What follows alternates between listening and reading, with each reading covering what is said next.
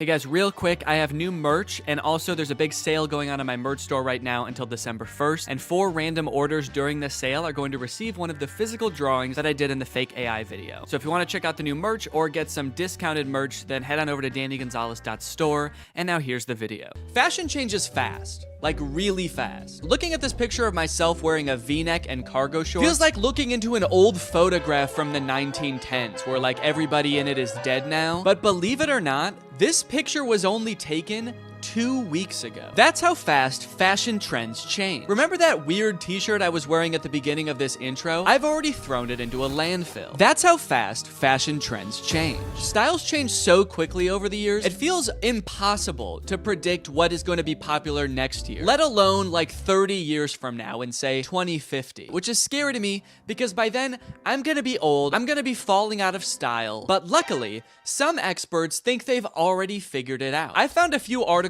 claiming to predict what the fashion of the future will look like. And if I can just buy all that stuff now, then I can become the ideal man of the future today. So my goal is to go through each of these 3 articles and craft one outfit based on what each one predicts. That way I can cover all my bases no matter what the future looks like. And then we can decide together which future we would most like to live in.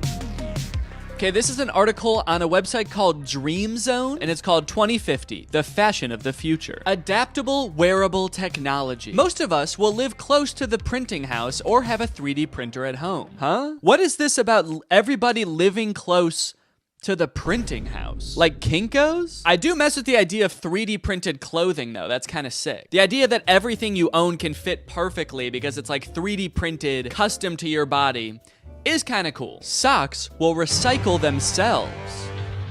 Wearing for a few days and discarding will become a thing of the past. I don't do that currently. Wearing for a few days and then discarding? We don't do that. That's something that you do. You made that up. Fashion trends will not get banned, but it will be made from paper so that everything which is old can be dropped off to domestic recycling. So what I'm getting from this article, 3D printed clothes and recyclable clothes. When I Googled 3D printed clothes, I came across this company called Zellerfield that makes 3D printed shoes specifically designed for your exact feet using scans of your dogs that you send them. They have a bunch of different models of shoe. This one's got a face on it. Actually, it's got 2 faces on it. It's got one on the front and one on the back. Voldemort ass shoe. Incredible feel, fused 3D lattice with no stitching, glue, or weak points. That actually is kind of cool. So there's no stitching. It's just all assembled basically together. It's all one solid piece. Kind of like a Croc.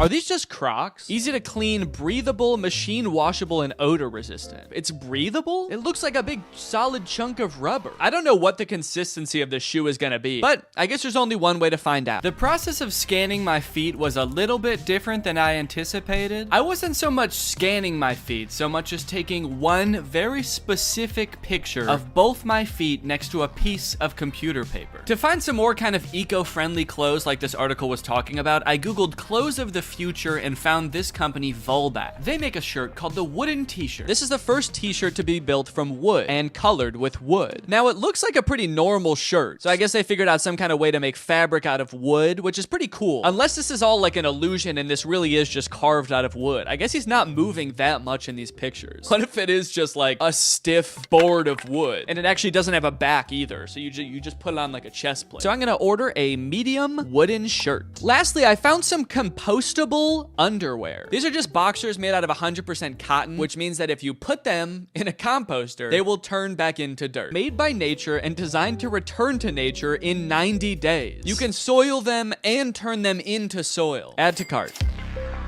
This article, What Will Fashion Be Like 20 Years From Now, is from the BBC, and it introduced me to a pretty interesting concept. The project hints at a future where we will all be able to download content to our clothing viewable through AR glasses and present ourselves differently to everyone around us. So the clothes of the future could be no clothes at all. We're all just wearing like AR glasses, and that's projecting the clothes onto us. I guess this would cut down on clothes waste. A ton of clothing every year is thrown into landfills, but if all the new stylish clothes was digital, there really wouldn't be as much waste. That is, if you don't take into account the AR glasses that we're all going to be wearing, and how a new one will probably come out like every 6 months that have electronic components in them, and then those will be the things ending up in landfills. And also, we do still have to wear some clothes.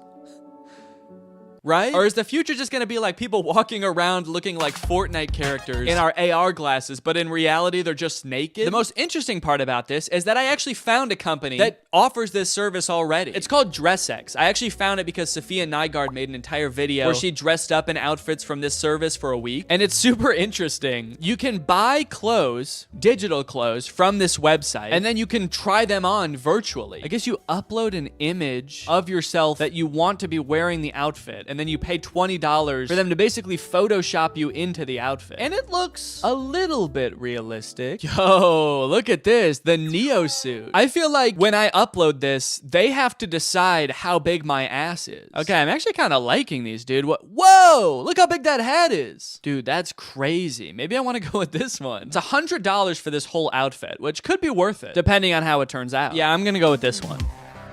This article is called Fashion Trend Predictions. What will clothes look like in 100 years? Fashion in the future might be entirely different to anything we can predict. Okay, so they're basically starting off by being like, we have no clue. Everything in this article is probably wrong. Formulated after the sleek form of smartphones and other tech devices, the fashion industry may be heading towards the use of futuristic looking clothing. Okay, so our fashion in the future will be based on smartphones, which are something that we have today and probably like won't have in the same form 100 years in the future. Also, that sounds terrible. I don't want to dress like my phone. I'm all metal and gray. I have a giant speaker right here and a giant microphone down there. Okay, this one also says clothing designed for VR glasses. So I'm thinking VR glasses are gonna be a big thing in the future as well. So maybe I should incorporate that into this outfit too. I mean, I guess glasses with like a camera on them does kind of correspond to the whole smartphone theme. The use of artificial intelligence in the fashion industry may end up having the ability for clothing to change colors, temperature, and size. Wait, doesn't that already exist? I swear I've bought a shirt from like a gift shop on vacation before that changed colors if I was in the sun. Okay, so for this version of the future, here's what I found. Some augmented reality sunglasses. I didn't even know technology was this far, first of all. AR technology? They can just make them in sunglasses now? You can just sit down with your sunglasses and be in front of a giant theater screen. Why does this feel like this is a scam or something? It has 1,500 ratings and it has good reviews. So I'm gonna get them, honestly. I'm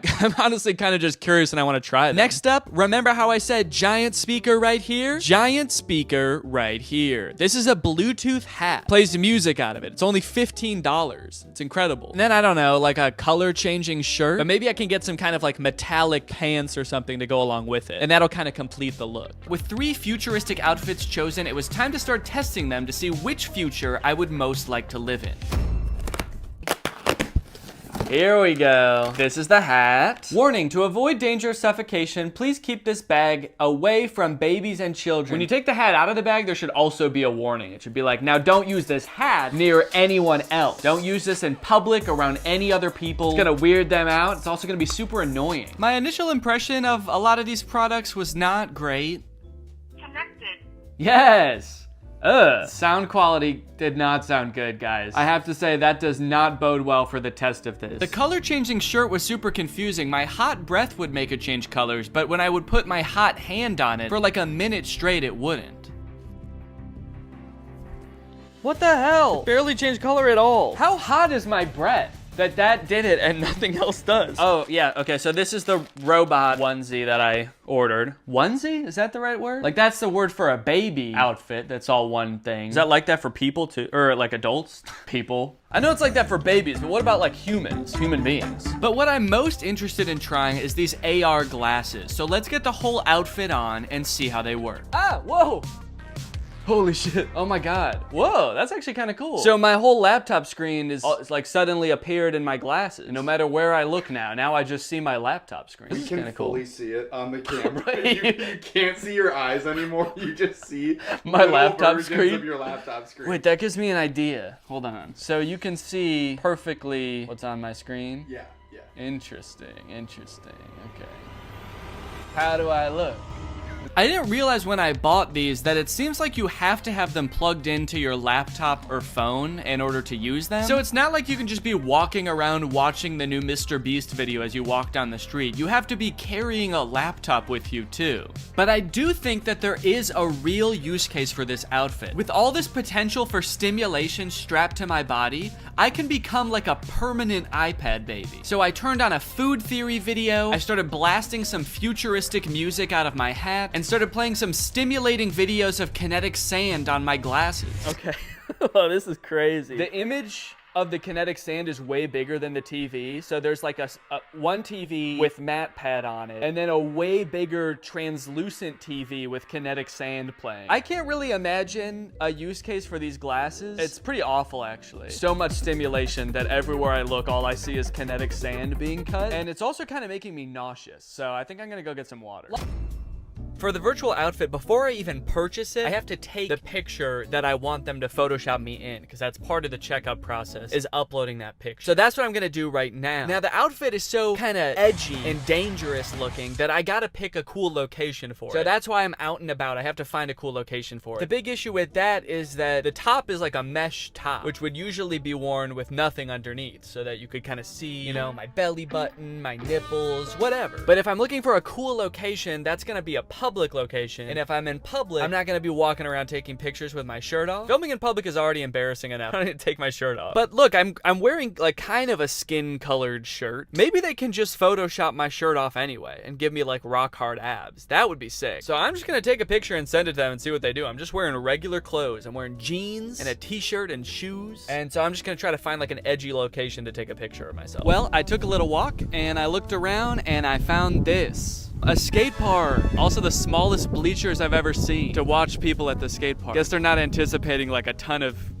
spectators at this skate park. It's actually kind of sad. Yeah, only 4 people are gonna be watching you at a time here, man. All right, don't get too excited. So I think this is about as edgy as it gets, really. I think I can kind of be leaned up against the fence here, contemplating my life. The description on the website also said that this outfit is supposed to represent like a post-apocalyptic Nordic archipelago or something. An archipelago is like a cluster of islands, and I don't know if anything quite exemplifies a dystopian archipelago quite like a skate park. So let's take this picture. There's also people on the roof behind me. I hope they're not watching me film this. Are they watching me? It took me a little bit to figure out exactly what kind of person wears this outfit, but after a few pictures, I think I figured it out. And once I got the picture I desired, I sent it to DressX, and within 2 business days, I had my finished photo. Okay, let's go ahead and see this photo. This link looks unusual. Be sure you trust the link before you open it. What do you mean unusual? Seems like a pretty normal link to me. Do you think Google Chrome can see the photo?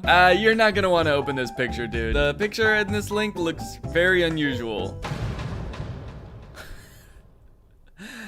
Okay, very, very interesting. I like it. I like it a lot. This is... Wow. Yeah, I mean, it looks like I'm wearing the outfit. I'll give them that. I like that they left my Apple Watch on and my shirt. This has got to be the dorkiest anyone's ever looked in this outfit. I sent the picture to Laura. I was worried she was going to say it looked super fake and also would hate the outfit, but it turns out she loves it. Eventually, I'm going to post this picture on Instagram to see what everybody thinks, but before I do that, I have to get pictures of the other outfits too. So without further ado, here's the next outfit. All right, well, it's been a month since the last part of the video that you just watched. Our son arrived about 2 weeks early, so I had a little bit less time to film this video than I thought. Whoops. So yeah, I'm a dad now. I've been taking the past month off of social media and just like taking a break from filming and stuff, just to hang out and get to know the little guy. He's awesome. He's very chill so far. Does a lot of sleeping, does a lot of pooping. And all in all, it's probably been the best month of my life. This has been fantastic. It's been amazing. Everybody's healthy. Everybody's doing great. The delivery went great. About as good as you could ask for, honestly. But being that I am a dad now, I do kind of have to reevaluate my content, you know? I have a son to raise. Do I really care about becoming like the trendiest man 30 years from now? My son's gonna be 30 years old in 2050. Okay? Or something like that. I don't know. Somewhere around there. Or do I really want to be worried about keeping up with the hottest trends of the future? Yes. Of course I do. Even more so now. This child is a very cool child. And you can bet he's gonna have cool friends with even cooler dads. You know they're gonna be showing up to birthday parties in the hottest 3D printed shoes and the stiffest wooden t-shirts, all right? So if I don't get ahead of the curve now, I'm gonna be a laughingstock amongst this boy's friends and their dads. which is why I've got this one last outfit here before me, and I think this is really gonna be the one that takes the cake. So I unboxed the biodegradable boxers. Oh yeah, these will fit just fine. I unboxed the wooden t-shirt. First impressions, it does not feel like a shirt. Even my dog's natural instincts are like, ooh, that's a stick. Must fetch shirt. And I unboxed the 3D printed shoes and this hat. Whoa. Okay, they also sent me a hat. This very cool hat. Buy my shoes on Zellerfield.com. Hey, wait a minute. I didn't send them pictures of my head. How did they know how big my head is? Wow, dude. Okay, look at this. Wowee, man. These shoes impressed me from the moment I took them out of the box. They are breathable. Yeah, I can. That's actually kind of crazy. Wait, how does that work? And they fit pretty well. At first. Huh, well. My toe ends about here, so there's like this much space at the end of the shoe, but I actually think that that is kind of how you want shoes to be, because you don't want your toe rubbing up against the front of the shoe. So, okay. Why do I look like old-timey in this shoe? With this long sock and my pants ending there. I look like a pilgrim or something. For whatever reason, the left one is a little bit more uncomfortable. Let me stand up and just, yeah, I can definitely still feel that a little bit. You know what? No, I think these are too big. I actually think they are too big in the toes. I feel like I've got a lot of extra space there. But I wouldn't know the full extent of it until I put the full outfit on to test. The very first thing I noticed is that when I put this shirt on, it was like weirdly cold. Like usually when you put clothes on, it warms you up right away, but the shirt has like a weird cooling effect to it. And it's like, it just feels cold on my body. Does it feel cold to the touch to you? Yeah. Yeah, it's like frigid. Is wood supposed to be cold? I guess it does kind of feel the same temperature as this door. Take that as you will, I suppose. The shirt is very stretchy. It's this weird combination of stretchy and stiff, which doesn't sound like would be possible, those two things together. But it is kind of stiff and like starchy, I guess I would say. It's kind of just like crispy. Wait, why is it white there? Does this shirt change color too? Or did I just fuck it up somehow? The shoes, now I gotta be honest, I don't really feel like they fit that good. As I step, it kind of feels like my heel could come right out of the back of the heel a little bit. I mean, you can for sure see that there's a good amount of space there. I'm worrying a little bit more every day about what they did with those pictures of my feet, if not make shoes that fit properly. You're like, sick, something we can jerk off to when we make this guy's shoes. The boxers are pretty comfortable, I will say. I put them on, I was like, I'm gonna wear these again. Rest assured, they are on. If you were to plant me in a pot of soil for 90 days, let's just say I wouldn't be wearing underwear anymore. And I'd also be very cold and wet. I decided to do a little bit of light jogging to see how the shoes would feel in action. Oh no, these have really bad grip. Let me try on sidewalk real quick.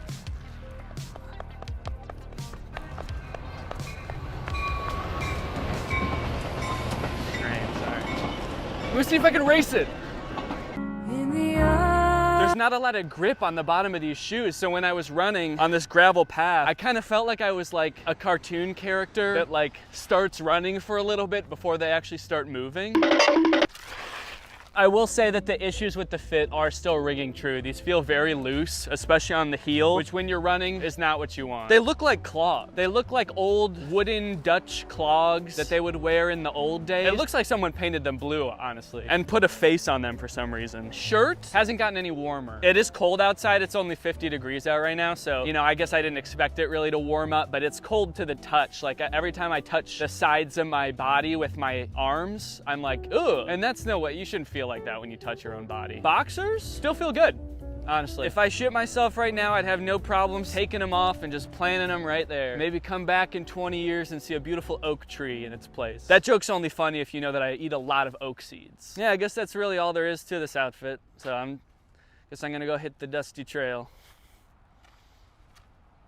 To get a definitive answer as to which outfit is the best futuristic outfit, I decided to post each of them on Instagram and let my audience decide. This is gonna be such a weird thing to post right now. As of right now, I haven't posted anything since our son was born, so I've just posted that we had a baby, and then the next post is like me like, ah, in the scariest outfit you've ever seen. Yeah, maybe I should just caption something really ominous, like things have changed. Rate my fits, and then maybe some kind of little fashion emoji. The hell? Why are these the emojis that come up when you search fashion? It's a scroll and 2 fountain pens. Hello? Okay, it's been about 20 hours since I posted the pictures. Let's go ahead and see what people think about the future of fashion. Hat's not wide enough. Thank you for that, Drew. Whoa, okay, I'm actually getting a decent amount of positive responses. Love the pants, so cute, yes, cool. First one goes hard. First one is so fire. It seems like most people are talking about the first outfit. Dude became the Hat Man. Whoa. Wow, I didn't even think about that. I do kind of look like the Hat Man. You guys know that mythical sleep paralysis demon, the Hat Man? Dude, I've always wanted to be the Hat Man. This is awesome. I can't wait to start appearing in people's dreams like this. This is gonna be so cool. This is the only comment I've seen so far wondering if the first outfit is fake. Is that Dress X I see? So this person knows that Dress X exists and they think this might be a Dress X outfit. Good eye. This person must study the Dress X catalog religiously. The robot leggings are a 6 out of 10, the hat and heels 8. All right, guys, well, I think my intuitions might have been right. I was kind of feeling like the virtual clothes would be the way of the future, and it looks like I was right. From now on, I'm only gonna be wearing virtual clothes. I have never been good at one single video game in my entire life. Try as I might, I do not have the hand-eye coordination. Hi, kitty. Whoa! I do not have the composure. Oh, no! And everybody that knows me knows this. But what if I could trick them? If I could hire a professional gamer to sit right next to me on a live stream, just out of frame, I could trick anyone into thinking I'm actually really good at video games. Now I know what you're thinking. Oh great, another video where Danny tries to trick his fans. No, in this video, there is only one person I am trying to trick. 3 years ago, I was betrayed and embarrassed by my so-called friend, Curtis Connor. In my free time, I consider myself somewhat of an amateur magician. I know several pretty neat card tricks that are very impressive at parties. It's something that's always meant a lot to me.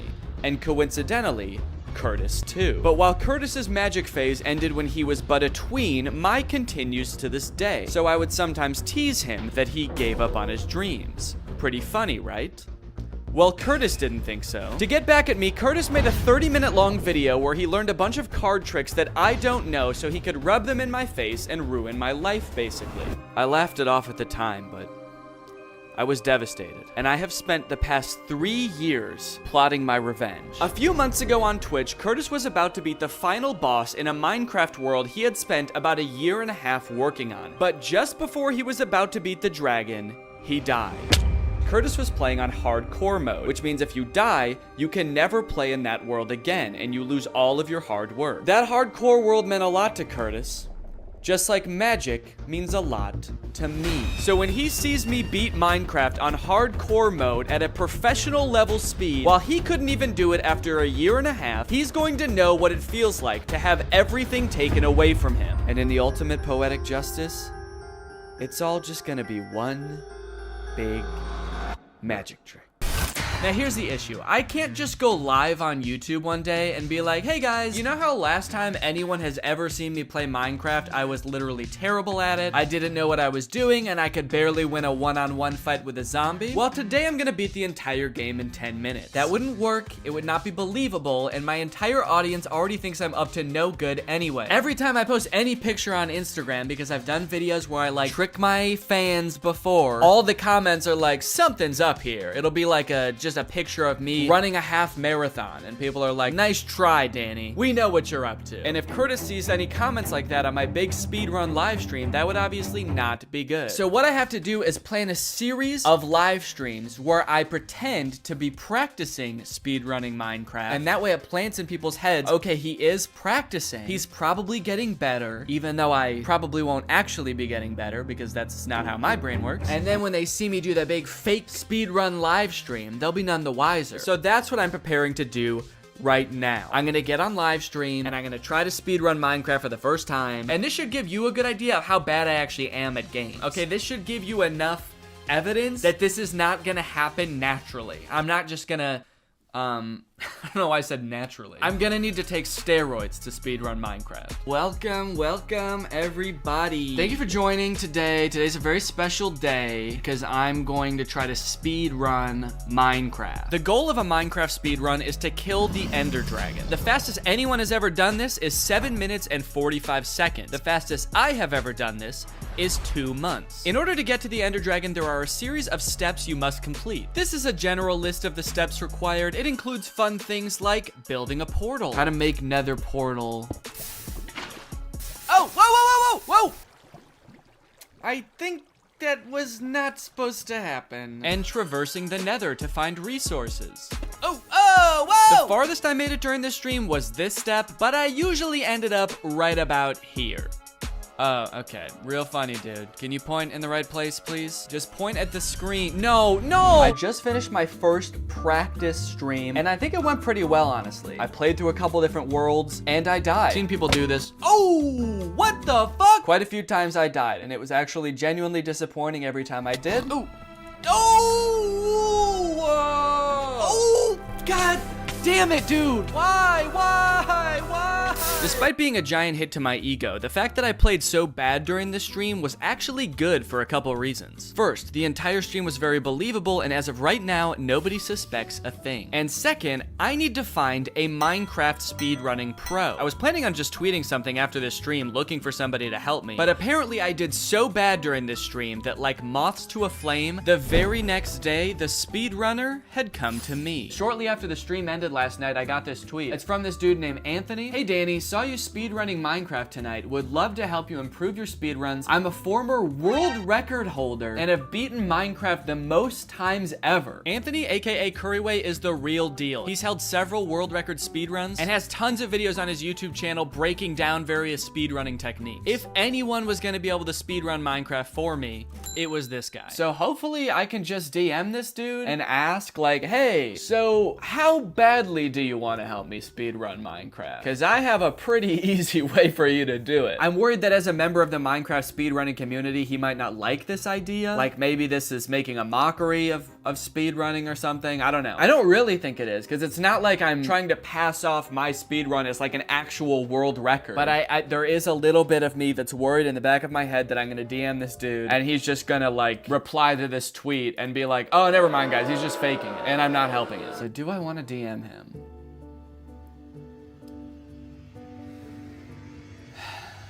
Yes, I do. So I started crafting a DM to tell him everything and invite him to my house to play Minecraft with me. Wait, should I ask him where he lives? Then I kind of decided that I was coming off a little bit too strong asking a stranger to come to my house to help me commit fraud, and I should probably just get to know this guy a little bit better first. You know what? Jesus, I just put so much thought into this. So I deleted all that and decided instead to invite him on stream to teach me how to speedrun Minecraft. Okay, yeah, this is good. We'll start off friendly, getting to know each other a little bit, and then once we're friends, then I can do the big reveal and be like, hey, so actually, we're gonna break the law together. You wanna commit fraud with me, Anthony? So on my next quote-unquote practice stream, I got Curryway to come on and give me some tips on how to pull off a successful speedrun. It was awesome. I learned some stuff. I cracked some jokes. So the shape you wanna look for is this L. It's 3 blocks. Common magma ravine L.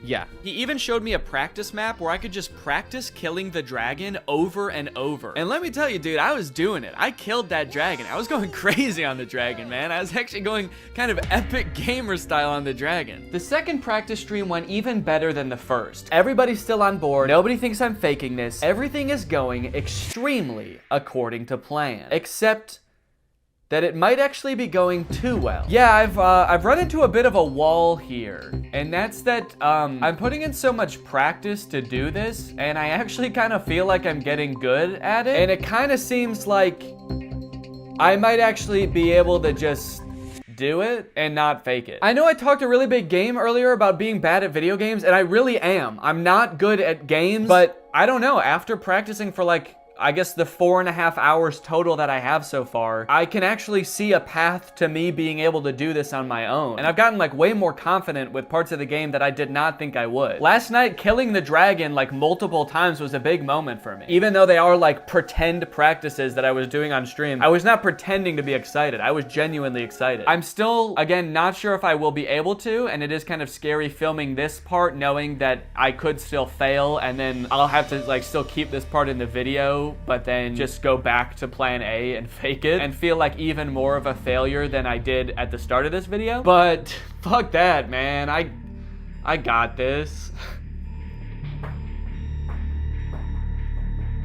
Time to practice. So for the next 30 days, I practiced speedrunning Minecraft every single day. I practiced alone, I practiced on stream, I practiced on a plane and in a hotel. And sure, I died a lot, but all that dying and grinding was worth it because... Wait, why doesn't it look like I'm getting any better? Why am I still dying so much? Holy shit, did I not get any better? The problem with speedrunning is that when you're not fast, you are slow, and so when you die, instead of wasting like 5 minutes, you've wasted an hour. You've wasted an hour of your time carefully navigating the nether and all other aspects of the Minecraft world, and you're doing a really great job, and you're having fun, and you think you're gonna do it, and then you mine one wrong block, and you get killed by lava, and then you die, and you've wasted an hour of your life trying to beat a game made for children, and you didn't even do a very good job. It would be one thing if I was already really fast with it, so it only took like 10 minutes total to speedrun Minecraft. But I spent 45 minutes, an hour and a half,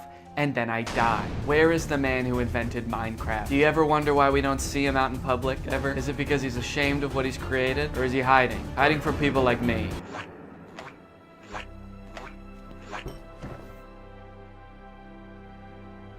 I fucked up, guys. Well, gang, I was wrong. I actually cannot speedrun Minecraft, no matter how much time I dedicate to it or how much coaching I have from a literal professional. I am inept. The worst part is Curtis is gonna see this part of the video. Curtis, if you're watching this, skip ahead, dude. All right, don't watch this part. Move it along, Buster.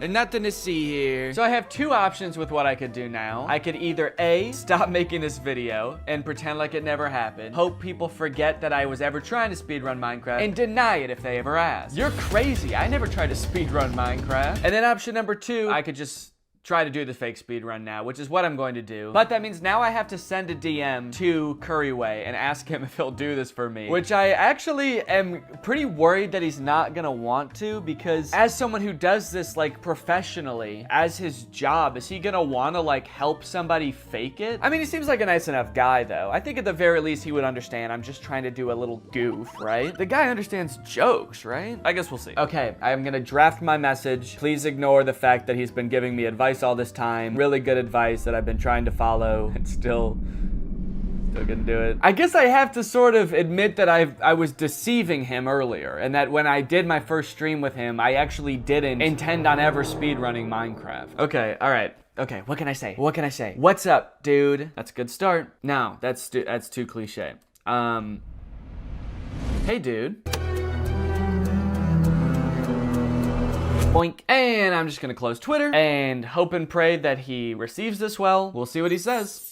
Okay, guys, he responded. I haven't opened the message yet, but from the preview of the message, it looks like he's down. Because I can see it says in the preview of the message, it says I'm 100% down. So let's go, dude. Let me open up the message. Dude, that sounds crazy. It does, because I'm fucking insane. I'm 100% down. Happy to film some stuff on my end as well for you. When were you thinking? Yes, dude, let's go. The plan is a go. I will respond in a calm way so as to not frighten him. Yes! So we coordinated plans, I booked his flight, and now the only thing left to do is wait for the big day. And the best part is now, I don't even have to practice. I can just go back to doing all the fun things that I used to do before I ever started this video. Like this. Oh man, that looks fun. Okay, it's time. Alright. With just 2 hours before the big stream, there was still a lot of preparation that needed to be done. We planned on streaming for about 2 hours. The first hour, I would be controlling the game, and when I was ready to be done, I would say the code word, dang nabbit, which would be our cue for me to secretly turn off my mouse and keyboard so Curryway could take control. One of the big challenges during practice was remembering that I was supposed to look like I was controlling the game. I think just sit like that for the stream. Yeah, I have this new stream. Using only my mind. But by far the most difficult thing that we had to get perfect was making Curryway, a professional Minecraft speedrunner, play like somebody who does not know how to speedrun Minecraft. Now, if you see a ship, you have to make it very clear with where you're looking that you see a ship, because I see that one. okay, yeah, I had no idea. As we were practicing, he kept doing things that I would never in a million years be able to do. Ah! For the record, I would not have done that. You wouldn't have shot back to the gas? I probably would have tried to hide in some kind of hole. So for about an hour, Curryway just watched me play and took notes on all of the things I do wrong so that he could also do those things wrong. I have never experienced pressure quite like a professional speedrunner watching me try to speedrun. Would you actually break those blocks? Like, Yeah, I might. Yeah. okay. What if, like, playing like me makes you suck so bad that you're never the same Minecraft player again? You know what? It's the risk we're willing to take for content. You guys are gonna have to practice not reacting like that. Whoa! My chat just hears from off screen. Oh! Sorry guys, there's a ghost in my house. It would be so embarrassing to do this live and for something to fuck up horribly. I'd probably just end the stream. Oh god, yeah, knock on wood right now. Let's do this. this. Let's do It's this. gonna be hype, man. Okay. Pretend like I'm not nervous. Okay, press go live. Maybe it's only obvious to me because I know how I was feeling in this moment, but my voice was so shaky and nervous for the entire stream. All right, everybody, what's going on? Welcome to the stream. This is actually kind of embarrassing to watch back how nervous I was. I've been doing a lot of practicing off stream, and honestly, it's been like a lot easier, which is why I haven't streamed in a while. Because it's really hard to, I kept losing my train of thought and pausing to breathe. A lot of the time, maybe it was because I was worried about failing in front of thousands of people, or maybe it was because I could feel Curryway judging me from across the room every time I fucked up. But aside from that, the first half of the stream went off without a hitch, and before I knew it, it was time to make the switch. Dang nabbit, dude. And just like that, the professional was in control. And after resetting the world a few times, he found the perfect seed. Oh, dude, we got a monument in the distance right there. Do you guys see that? Ooh, that's a good looking boat, baby boy. Oh, yes. And for about 15 minutes, things were going great until in the nether, Curryway realized he made a crucial error. I don't know where our home portal is. Which I heard and immediately began to panic. Oh, fucking hell, dude. Do I not know where the portal is? In order to continue with the speed run, it is imperative that we find the portal, but the nether is basically a maze, and neither of us seem to have any clue where it was. Oh, wait, he found it? Oh, okay. Yes! Dude! No fucking way! Ah! Okay, and after a few short minutes of navigation, I was in the stronghold, I was in the portal, and I was ready to fight the dragon. At this point, I was all nerves. I hadn't read the chat in like 10 minutes. I didn't even know if people were buying this, but I just thought about Curtis's face watching this. And I knew it was time to finish this. And also Curryway knew it was time to finish this. I cannot explain with words what happened in this moment. It's like, even though I knew in my brain I wasn't in control, in my heart, I was placing those bets. And as the dragon's health got lower and lower, I felt like I was the one doing it. The only way I can describe it is like when a parent is driving the car and they give their baby a fake steering wheel, but the baby still feels like they're driving the car. I'm the baby. I'm not good at video games, and I probably never will be. But for a few seconds, I got to find out what it feels like.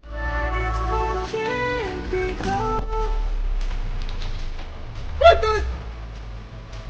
Dude, what? What the fuck? Curryway had given me a speed run with a final time that, if it were real, would have put me at 37th in the entire world, with not one comment about it being fake.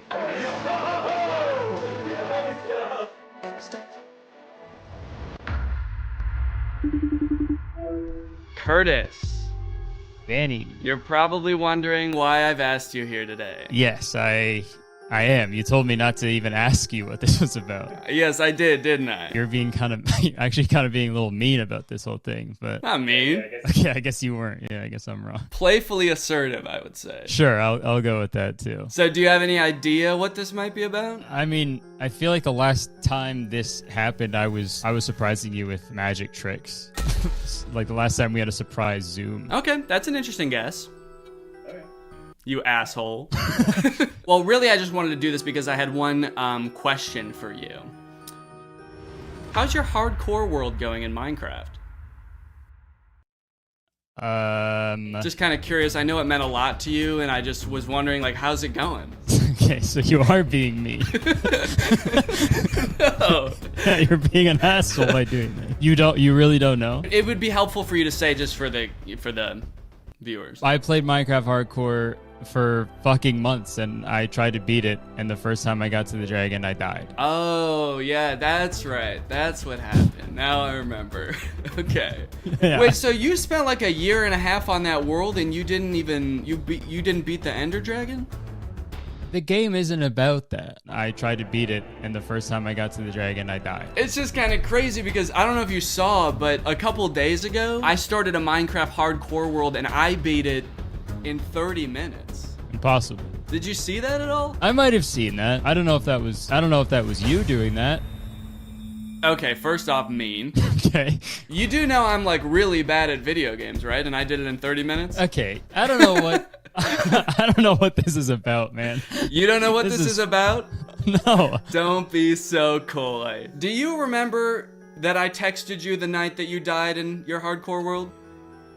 I do remember that. I forget what you said, but oh wait, you were watching, right? Yes, I was watching that night. I texted you, and I want you to look back at the conversation. I have a screenshot of it, so I'll send it to you. So go ahead and read that to the audience. I have to go get something real quick, but just read that to the camera. Okay, so Danny says no, and then I say I'm gonna kill myself. Danny says I looked away for half a second and looked back, and you were dead. That fucking sucks, dude. And then I said, man, I hate that fucking game. And then Danny said, hey man, it's all good. I don't think anyone saw. I think everyone else was looking away too. And I said, okay, thank God. At least I get to play a different game now. And then Danny said, oh nice, you're just gonna give up. Give up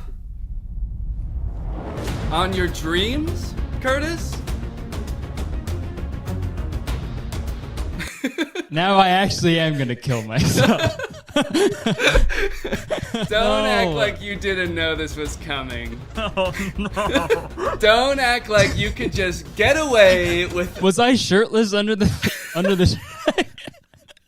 don't think I was. Are you wearing pants even? Not important. Damn it. So Curtis, let me remind you of something. Stop sitting like that. Okay, Stop. sorry. You're right. 3 years ago, you posted a video basically humiliating me in front of millions of people. You took one of my greatest passions, magic, and you turned it against me. Well, wait, what is it? Oh, I have it all scripted out. What are you gonna say here? Wait, what was I gonna say? That sort of ruined my sort of villain-esque demeanor. Oh, yeah. Pretend I didn't say that. What was my catchphrase again? Magic was something that we really bonded over, I feel, and you took it and you turned it against me. So, Curtis, do you know what I did? You hired someone to train you to be really good at Minecraft, and you beat it in a half hour. No. Okay. Curtis, I did a little bit of sleight of hand myself. I did not... Was I right? It wasn't even you. You fucking asshole. No, Curtis, I did not speedrun Minecraft. I hired a former world record holding speedrunner to come to my house. You had them come to your house? And I had him speedrun Minecraft for me. I can't believe this. So this was all for the magic tricks that I did, which you started, by the way. I only did that because you were making fun of me, saying that I gave up on my dream. I don't know. At the end of the day, I'd pretty much consider us even now. Well, what if I told you I was under the desk, under his desk the whole time, Sucking his dick. I guess I don't know what I would think about that. I'd just be confused, I guess. Gotcha. All right, Dan. I think we're even. Is that the hat behind you that you... Yeah, it looks like I'm wearing it right now, kind of. Maybe the best way to end this is just by saying, hey, we're both pretty good magicians. It's not a competition. Maybe we both crossed a few lines, but at the end of the day, there's room for 2 magicians. All right, I tip my cap. I tip my cap to you as well. A sign of respect amongst magicians.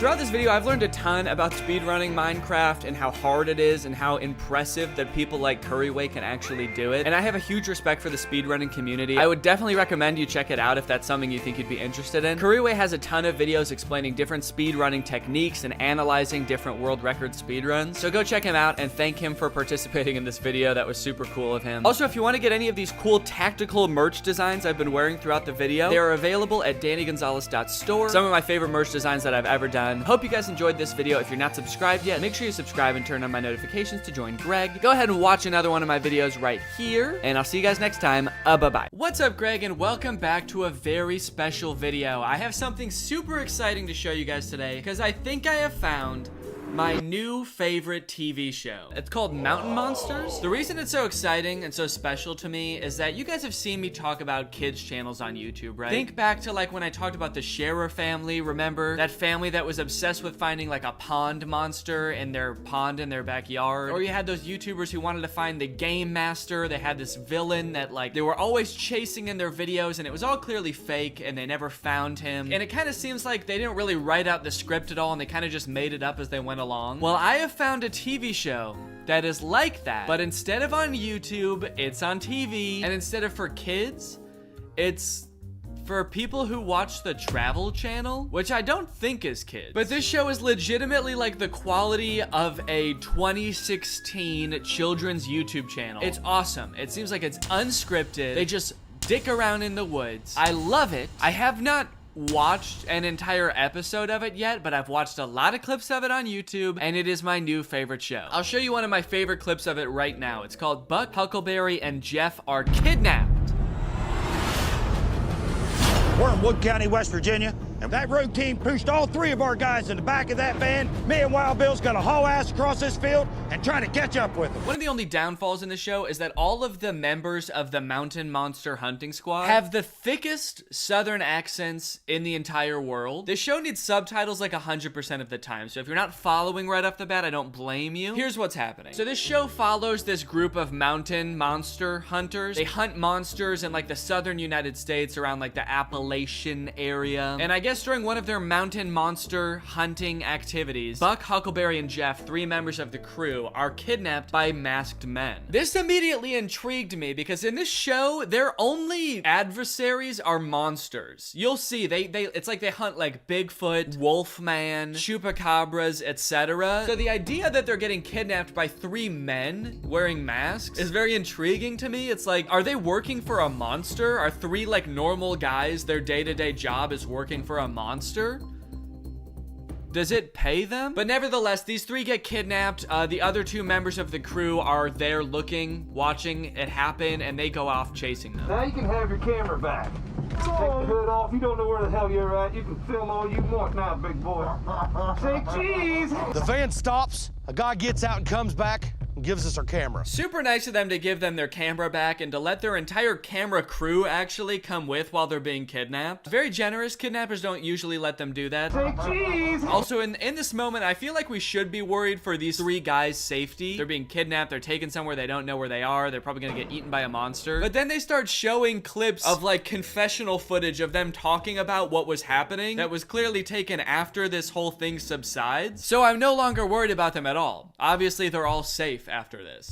Yo, all right, Jeff? Yeah, I'm doing fine. Keep the fucking talking to a minimum. Jesus, dude, they switched up so fast. They were like, go ahead and record. Yeah, film as much as you want. Here's your camera even. And we'll smile and say hi to your camera. And then they're just like talking and back about how scared they are. And the guy's like, shut the fuck up. Keep it down back there. Keep the talking to a minimum, all right? And keep the filming to a maximum. You guys are gonna want to get this on camera, buddy. Maybe they don't want them talking because it's gonna ruin the footage. They know how good this is gonna be for the show and they're like, shut the fuck up, you're gonna ruin it. We're the producers of the show. Shh, we're gonna make great TV together. Me and Brother Willie, we're recon around this cabin. We're gonna get up there and put an eyeball on it, see what the hell is going on with our team members. Huh? I don't know what it is about these guys, but every time it cuts to a confessional, not only are they just like incoherent, but they're also screaming. See what the hell's going on with our team members. It honestly actually makes it seem like whatever is about to happen is extremely traumatizing. If like when they get them in front of the camera for the first time afterwards, they're like, I don't know what the fuck just happened, dude! Anyway, the masked men take them to this cabin in the middle of the woods, they take them inside, they chain up the cameraman, and then they sit them down. The light kicks on right in our face. You can see a mirror on the wall, and you can see a speaker and a camera.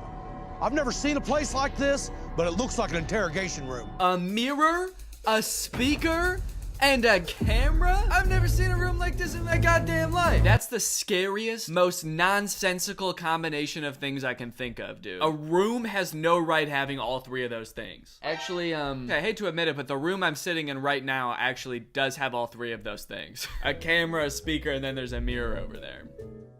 Because I'm a monster. I've never seen a place like this, but it looks like an interrogation room. You've never seen a place like this? There's literally episodes of this show where you guys like fight Bigfoot and you're thrown for a loop by a room with a camera and a speaker and a mirror. This whole situation is weird. I mean, yeah, man, I agree. Hello? Oh, shit. Sit down. Oh shit, he said sit down. Sorry. Oh no, dude, it's another human clearly wearing a mask. No! Damn, I'm sitting. As soon as that skeleton appeared in my face and said sit down, I sat down. Hell yeah, you did, dude. I love this dude. This dude's name is Buck. His commentary that they cut to every time is literally just like repeating exactly what just happened. It's a shot of him sitting down and then he's like, I sat down, man. You know who I You're the guy that killed the Stonish giant. Yeah. am? No. Fuck! That was our only guess. I want to make a deal. A deal? Let me tell you what right now, old boy. There's no way in hell we're gonna help you kill another damn Bigfoot. I never said I was after a Bigfoot. Starting to think these guys might be a little bit out of their element. They actually have no clue what's going on. Do you know who I am? Yeah, you're the dude who killed the Stonish giant. What? No. Oh, that's right. Then you want us to kill a Bigfoot. No, I'm Brian. From the party last week? You don't remember me? The Stonish Brian? No, just Brian. I want you to go back to Lee County, Virginia. I want you to capture the woman of the woods. The woman of the woods? The woman of the woods is someone we don't want to mess with. Okay, that was clearly just one of them wearing a hood, right? Like very clearly just like an old man wearing a hood in a thermal camera. I like that this is the clip they show for the woman of the woods being someone you don't want to mess with too. Like the only thing I'm getting from this is that like they have a hot body temperature. You do not want to deal with the woman of the woods, dude. It has a fever. As you can tell from this clip, she is scalding hot. This team's already had one heck of an encounter with her. When we were in Lee County, she touched Huckleberry and Jeff and marked them for death. She affected Jeff's mind, maybe for life. Now you're probably thinking, dang, poor Jeff. This dude gets attacked by a woman of the woods and his brain is still like all fried from it. Well, let me tell you, dude, you don't even know the half of it, because this kind of shit happens to Jeff in every episode. I don't know what it is, but from every YouTube clip I've watched, if one of them gets attacked by a monster, it is Jeff. And every time, he is traumatized. As you could probably tell from the clip of him screaming. I think they might all be in the wrong profession, but especially Jeff. Please, Jeff, find a new job. All right, we help you get this woman of the woods. How's this benefit us? Yeah, Buck, are you really the one that should be brokering this deal? Are you really the one with the authority to be like, all right, yeah, we'll do it. We'll go back and capture the woman of the woods. No skin off my bones. Jeff is just sitting there sweating. Yeah, we will, we can totally help with that. No, that's fine. I liked it. I like the woman of the woods. If you capture the woman of the woods, in exchange, I'll bring you those who killed the Stonish Giant. You didn't kill him? No. Yeah, he already said that, dude. Are you guys paying attention at all? How do I know the lore of the show better than you do? Why do they keep trying to pin the Stonish Giant on this guy like they're crooked cops or something? Where were you on the night of the Stonish Giant's death? Oh my god, dude, for the last time I did not kill the Stonish Giant. Aha! We never mentioned that the Stonish Giant even died. Yeah, you did. You did like 5 times. Oh yeah? Then explain this. That's a picture of you holding the Stonish Giant's decapitated head. Did you kill him? Ah, shit, I've been caught again. He says he can deliver who killed the Stonish Giant. If he can make good on that deal, that's something we're really gonna have to consider. That's something that I'm really gonna have to consider, and Jeff's really gonna have to deal with. I've never lied to you, and I never will. Well, yeah, you kinda did. You kinda did. 30 seconds ago when you said you didn't kill the Stonish Giant. I didn't kill the fucking Stonish Giant! There are secrets you have yet to learn. Why is that a big surprising moment? I don't know everything in the whole world? Everything you need is in front of you. Where'd you go? So the skeleton disappears. These guys get all pissed off and they're like, where'd he go? They're sick of all the riddles and all of the cryptic messages. So Buck takes a chair and he just slams through the glass to try to get to the bottom of this. And let me tell you, nothing will prepare you for what they find on the other side of this glass. Damn. Oh my God. Holy shit.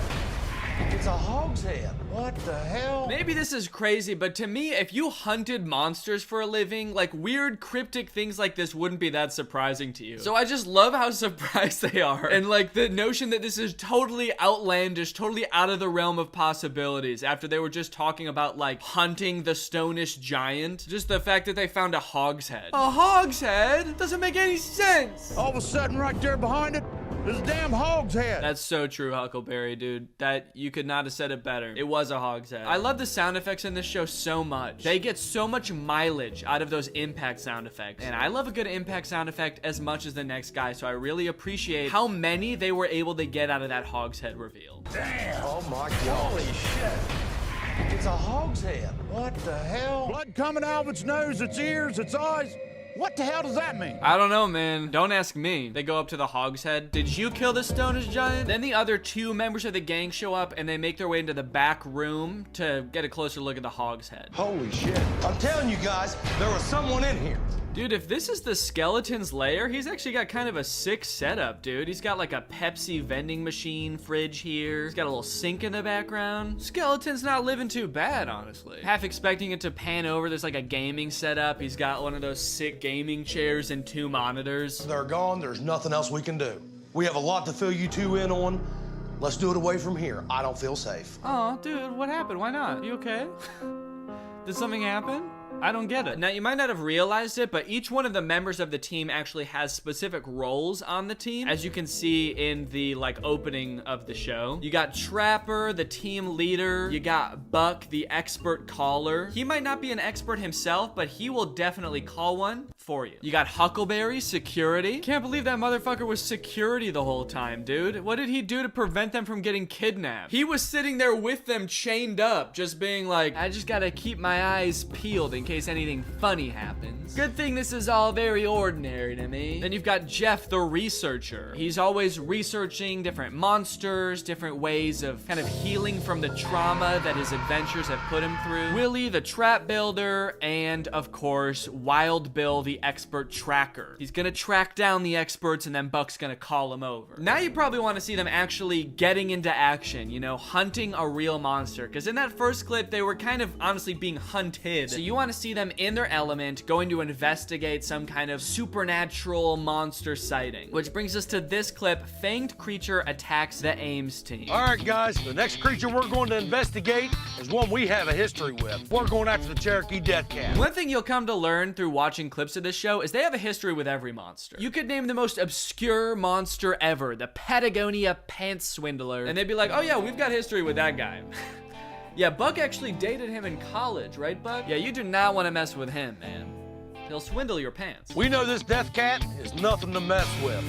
It's a huge feline, weighing in at 500 pounds. Holy shit, dude, that's what it looks like? Oh my god. Weighing in at 500 pounds. 500 pounds? This thing is jacked. Why did they make it so muscular? Look at the size of its arm, dude. The crazy thing is, if they got close enough to it with their camera crew to get a detailed enough idea of what it looks like that they could make this 3D model, why not just show the clip of it? That's what I want to see. I want to see real footage of this thing. Don't show me a fucking 3D render. Unless this was the footage that they got from it, in which case, give your cameraman a raise, dude. This is some crazy footage. Dude, I'm gonna go to a personal trainer, and when they ask me like what kind of body type I want, I'm gonna show them a picture of the Cherokee Death Cat. Yeah, I want arms that are sort of like 3 feet wide, and I want spikes coming out of the front of my face. Basically, just make me an abomination. Just make me a horrific, unnatural entity.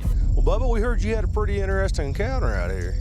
Well, yeah, we did. So when we're coming out of the woods, I was along about that tree right back there, and Dad was in front of me on that little bike, and he just stopped dead. And he said, "Did you see that?" And I said, "See what, Dad?" And he said, "That big cat." And he said, "Son, that cat was 8 or 9 foot long." Said it was huge. Dad, go on. 8 or 9 feet, man. Dude, if that cat they showed was 9 feet long, that's so big. I'm sorry, Buck, Huckleberry, and Jeff. You do not stand a chance. What are you gonna do? A 500-pound, 9-foot-long demonic lion? What is your plan? This dude, Huckleberry, is not enough security for you guys. You're gonna need more than Huckleberry to protect you from a 9-foot-long lion. And Dad said leapt through the air and hit right there on that bare spot on that tree. Okay, so the story is that this lion jumped from this log all the way over to that tree, somehow landed in this tree without snapping it in half, first of all. And his dad saw it and he didn't?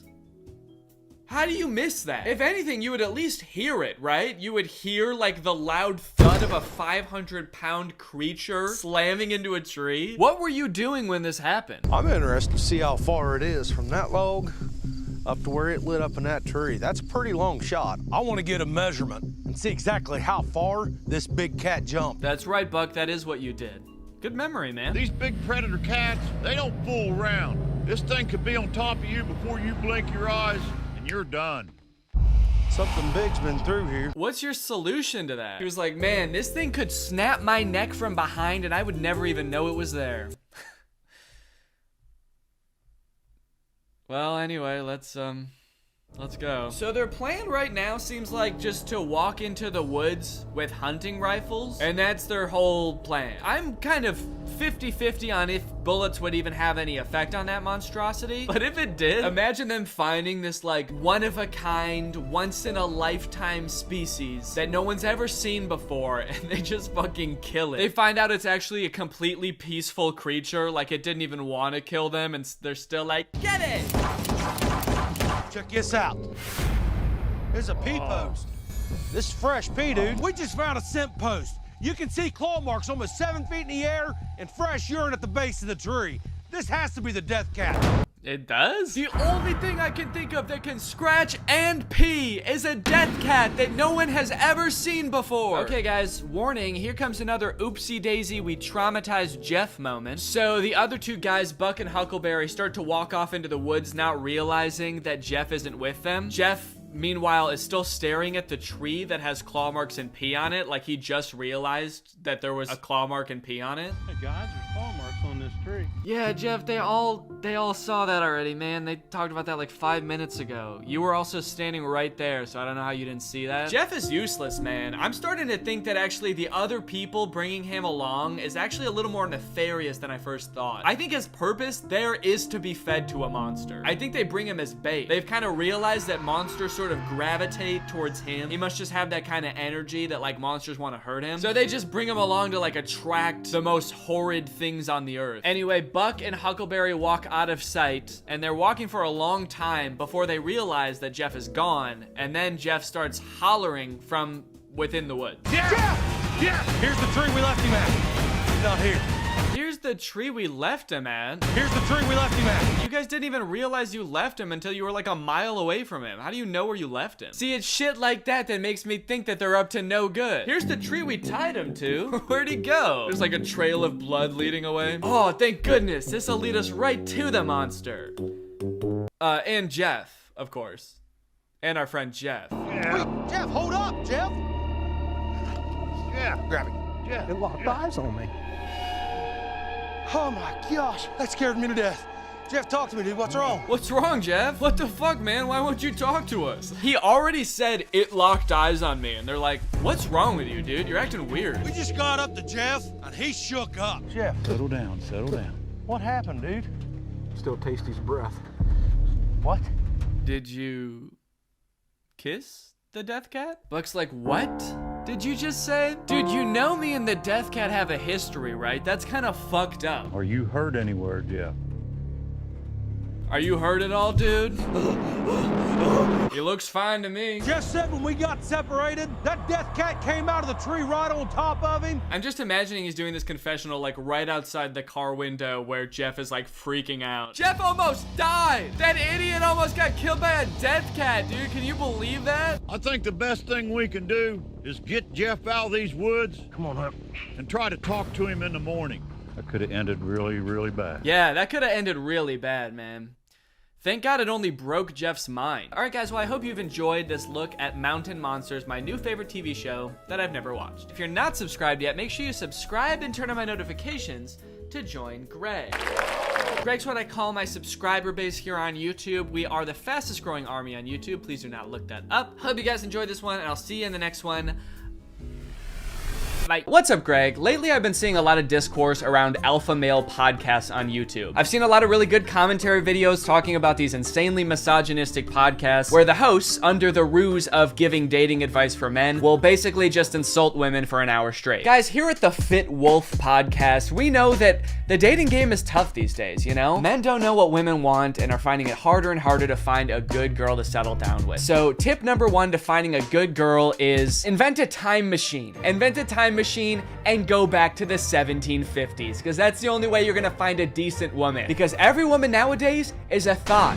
That's right. Every single Michelle out there that I used to date a month ago is a thought. They get mad at the dumbest things, like saying that women have no inherent value and their only purpose on this earth is to bear my children. And they forget to turn off location sharing even though they broke up with me a month ago. Michelle, I know you're over at my friend Brandon's house right now. I'm outside. But I think I might have found something that takes things one step further. I saw this video on Reddit the other day that's a trailer for something called The War Room. And instead of being a podcast for these like alpha male, misogynist, entrepreneur type guys, this is a club for those same types of guys.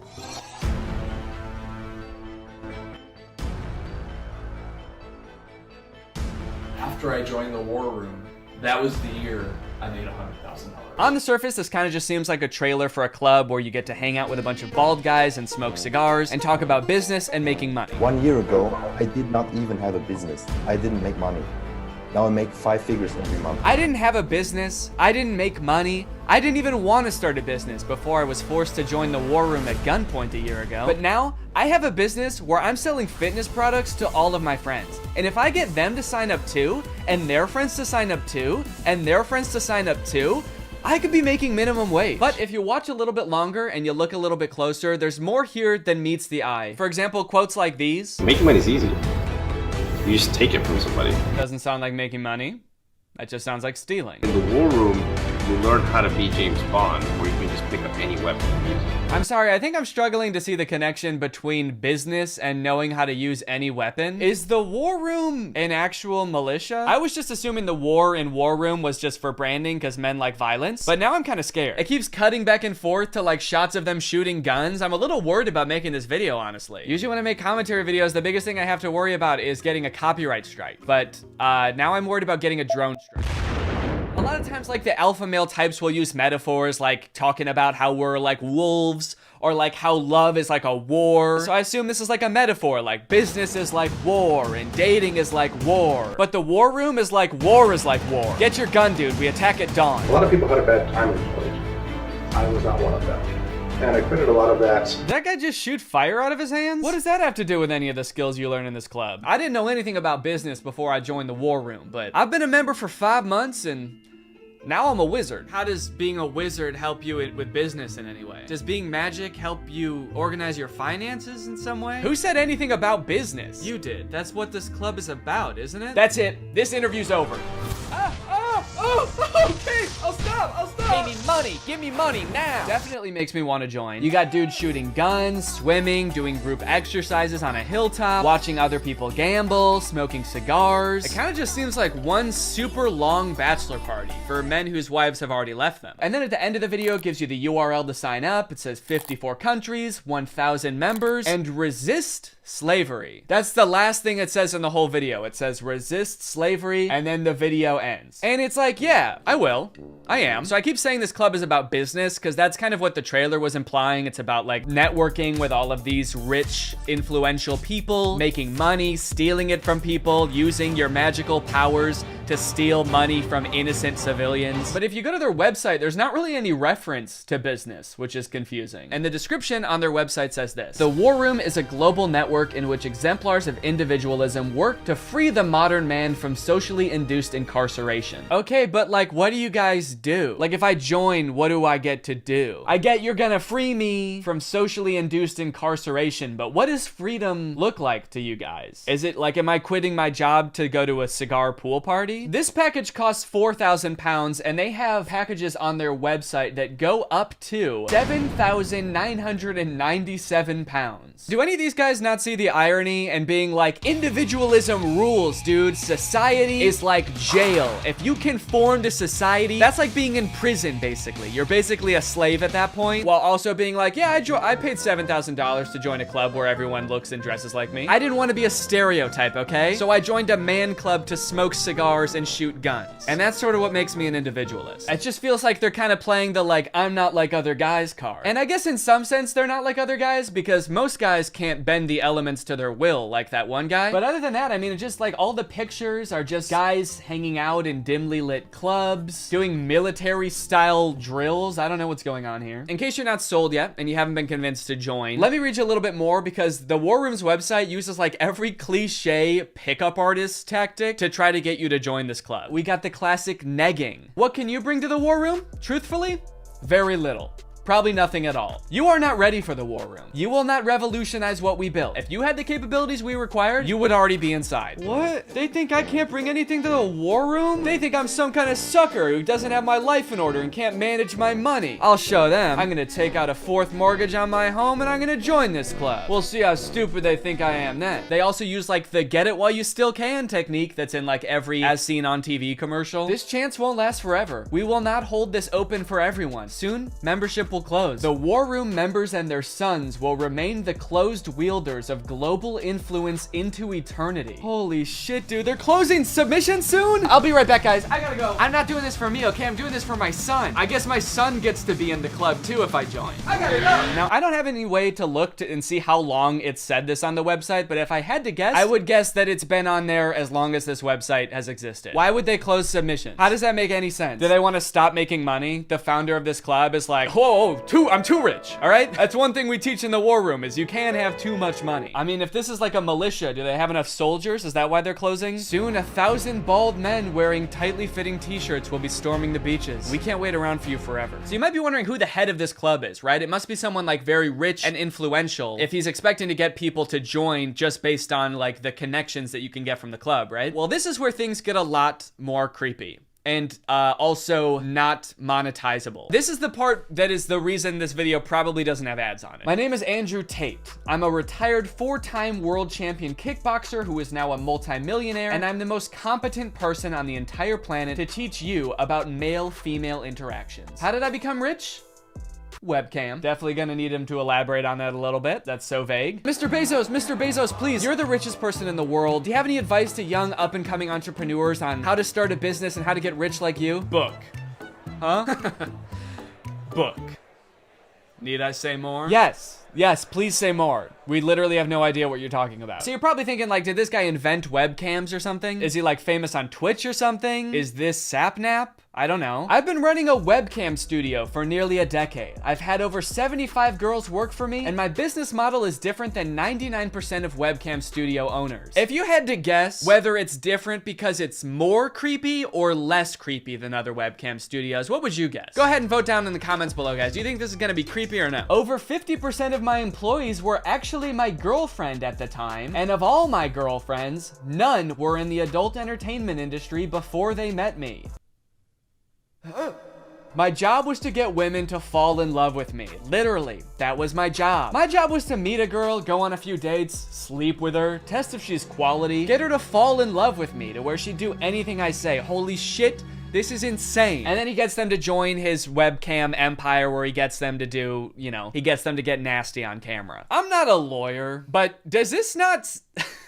Does this not feel illegal? At the very least, this seems like insanely creepy. This feels abusive. It feels like he's just confessing to crimes. That's why I want you to join the war room, all right? You're gonna learn about making money, picking up women. You're gonna form a militia to protect me from an international tribunal for my many crimes that break international law. For legal reasons, that was a joke, okay? I don't know if this is legal or not. So I guess what he meant when he just said the word webcam was that he's exploiting a ton of women online for his own personal gain. In hindsight, it seems so obvious. How did I not guess that? Let's watch another promotional video for the War Room. This is on Andrew Tate's YouTube channel, and it's called The Matrix Predicted the Great Reset Explained. Basically, it's a video where this guy compares his life to the Matrix. We are living inside of the Matrix, and I am Morpheus. I know you're sitting thinking, why did Tate not decide he was Neo? Because Tate has all the Aikido and the masterful, nearly superhuman abilities. Yeah, I used to be a kickboxer, so I'm basically in the Matrix. Actually, the reason I take the War Room guys to the gun range so much is so they can shoot at me and I can dodge the bullets like Neo. It's like, okay, dude, if anyone here has superpowers in the War Room, we know who it is. And it is not you. When I say we're living inside the Matrix, I'm not stating that with irony or as a joke. We are genuinely, actually living inside of the Matrix. The Matrix is real. Yeah, something tells me that even though he keeps saying literally, and this is not a metaphor, that it is a metaphor. Something tells me he's not literally saying that we're living in a computer simulation that's controlled by, like, aliens or whatever the Matrix is about. I actually haven't seen the Matrix. I think that's what it's about. Something tells me that's not the point that this guy is making, even though he keeps saying literally. In the description of this video, it says stage 1 fighting against the Matrix is to become rich. Learn how here. I'm sorry, that's the first step? You know it's gonna be an unhelpful article when step 1 is become rich. Like step 1 is something that takes years and some people will never do it. Also, again, I haven't seen The Matrix, but I'm fairly certain that was not the first step in breaking out. I don't think Morpheus was like, listen, machines are trapping humans and using them as batteries in their simulation, and the only way we can break out is by setting up a dropshipping business and investing in Ethereum. Ethereum's actually great because you can verify smart contracts. It's actually the best crypto out there. Imagine if this dude is right and we really are living in the Matrix. Like, what does being free look like? Oh my God. I did it. I'm free. I made it out. All right. Hey guys, we got another one. All right. Welcome to the club, buddy. Hell yeah. Congratulations, man. Yep. You finally made it out of the simulation. Wow. Thank you guys so much. Where's everybody else at? What do you mean everybody else? Yeah, the only other person here is my girlfriend who I'm scamming. Or I mean dating. Yeah, but I mean like in the whole world. Like there's gotta be more than just you guys in the real world, right? What the fuck? You don't like us? No, it's not like that. I mean, sorry. I was picturing there being more than just like 3 normal guys in a room when I exited the Matrix. Normal? What the hell, man? Yeah, we're not normal. We shoot guns and make money out here. Yeah, we're big into making cash out here, man. Did they do that in the Matrix? They actually do, yeah. Not the way we do it. Okay, how do you do it? Hey, you're stealing my shit! Okay, I'm just saying, all things considered, you guys don't really seem that different. Honestly, if anything, this seems more like a simulation than the world I was just in. How so? Look at you guys. You're all holding guns. All you do is talk about business. You guys are like NPCs from GTA. You all look like slight variations of the same sim. Are you guys sure this isn't a video game? All right, man, as if I'm gonna take advice from a beta-ass bitch like you anyway. I'm just saying. Okay, that was actually sick. You guys should have led with that. How was that not the first thing you guys wanted to show me? You know what, man? Get out of here. You don't belong here anyway. Yeah. What? Go. Get out of here. We don't want you. Yeah. Okay, all right, I'll go. Honestly, I'm actually not really sure how to get back, but if one of you show me, I will go. Get the fuck out of here, man. Get lost. Go. Son of a gun. Go. What are you still doing? Get out of here. Go. I feel like this is definitely a video game. How can I keep my husband? I want to keep him happy. And I think all the women listening too, they want to know the secret. I'll tell you the secrets. Men are biologically designed. We're evolutionarily hardwired to seek status. You want power, you want status, you want the fast car. You don't care about the car. You want everyone to know you have the car and they can't have the car. Right. If everyone had a Lambo, you wouldn't want a Lambo. So every single thing we do is status driven to some degree. It's true. Meaning the female we are with has to add status to our lives in some form. If you want to keep your man happy, you need to think, how do I make my man look better to the world? How do I make him look better in front of other men? What a bizarre take, dude. How to be a good woman? Make your man look good to other men. You basically need to be a wingman for your husband to pick up dudes. I hate arguments like this so much. Alpha dudes are always trying to bring up like what men are hardwired to do. What have men been evolutionarily designed to do? Here he's saying that like men are hardwired to seek status. Men want a Lamborghini. You know how every men want a Lamborghini because it's a status symbol. Even if it worked out that like evolutionarily that's something that is in men's nature, that doesn't make it good. You know what else is in our nature? Thinking sugar tastes really good. If you didn't tell someone that sugar was bad for you, they would think like, oh my god, this is the best thing in the world because it tastes really good. If you put 10 pounds of candy in front of a caveman, he would eat all of it and then he would throw up. And then he would die, probably, because he's never eaten that much sugar before. But hey, I guess that's just kind of what he was hardwired to do. So if you want to be a good cave wife, you got to go out there and you got to get your man as much candy as you can find. You want to go to the store and buy him one of those lollipops that's as big as his head that he always wanted when he was a kid, but his mom would never let him have. And that's the only way to keep men happy, all right? These alpha male type guys are always trying to sound like scientific. Like this is the science-backed way to attract a mate. And this is the evolutionary way that relationships are supposed to be. But I feel like if they were being honest, they would recognize that there's a difference between what humans like naturally are inclined to do and what is healthy and what is sustainable. You know what else increases your status? Murder. Can't be anyone higher up on the hierarchy if they're all dead, right? It's weird. I don't see any of them advocating that, but it's the same primal instinct that they're talking about, so why don't they? To prove what a sick and cool lifestyle this guy has, here is a video that he posted on Christmas while apparently alone in a hotel room.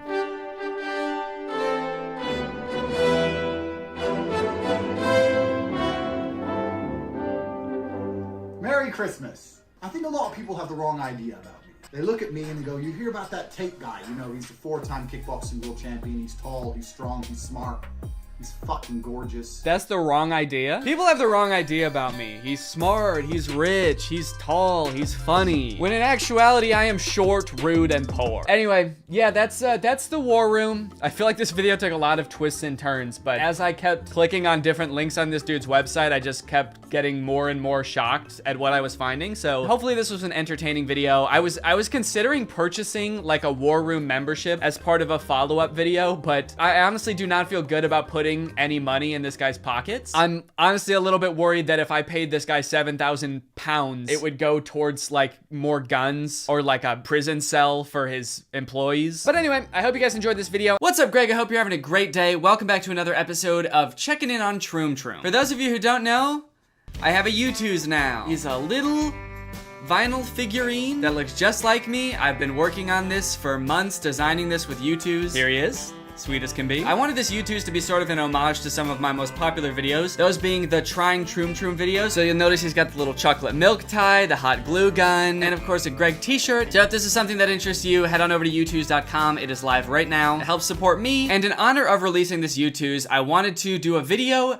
where we check in on Troom Troom and see what they're up to these days. It's been probably over a year since I've made a video about Troom Troom, and I'm kind of surprised with the direction that their channel has taken as of late. First off, they hardly do any like life hack and crafting videos anymore, which is really weird because that was like their bread and butter before. I mean, that was like the reason people came to Troom Troom, for like poorly conceived crafts. that were also executed poorly as well. They do upload some here and there, and they're still like really bad. Like this one about getting kidnapped, and it's all survival hacks. Here she comes, taking selfies as usual. You can't get away now. Great job, Martin. I kind of feel like I need to make a whole other video about that one because it's insane. But in this video, I wanted to talk about Troom Troom's newest venture, these sort of like relatable comedy sketch, funny scenario type videos that are pretty disappointing, honestly.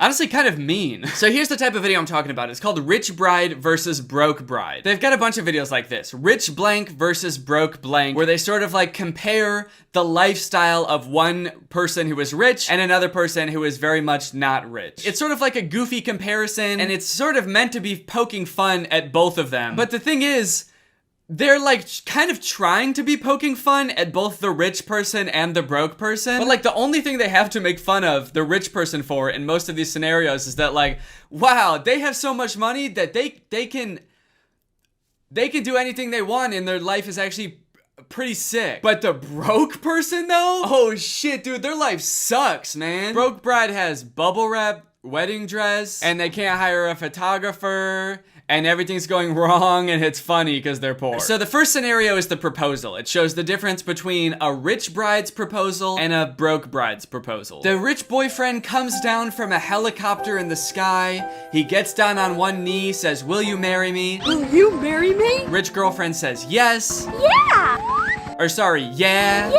I feel like yeah is maybe a little bit too casual for the situation. And I promise to be there for you, forever and always. Will you marry me? Yeah. Instead of coming down in a helicopter, the broke boyfriend just comes down in a regular ladder, just from like the top of a wall or something. I like that they made it so that he still had to come from the sky. They didn't have him just like walk up or something, which would be normal. Or what? Actually, I guess it doesn't really make sense that they're like walking up and immediately proposing anyway. Do they know these people know each other? It's kind of weird in general that they're like, they just walk up and the first thing they say is, "Will you marry me?" But I just think it's funny that they made him come from the sky also, just in his own like broke way. Like it's a well-known fact that like, if you're gonna propose to a girl, you have to come from the sky. You need the higher ground. It's like a fight. It's a tactical advantage and a power move. You need the higher ground and the element of surprise.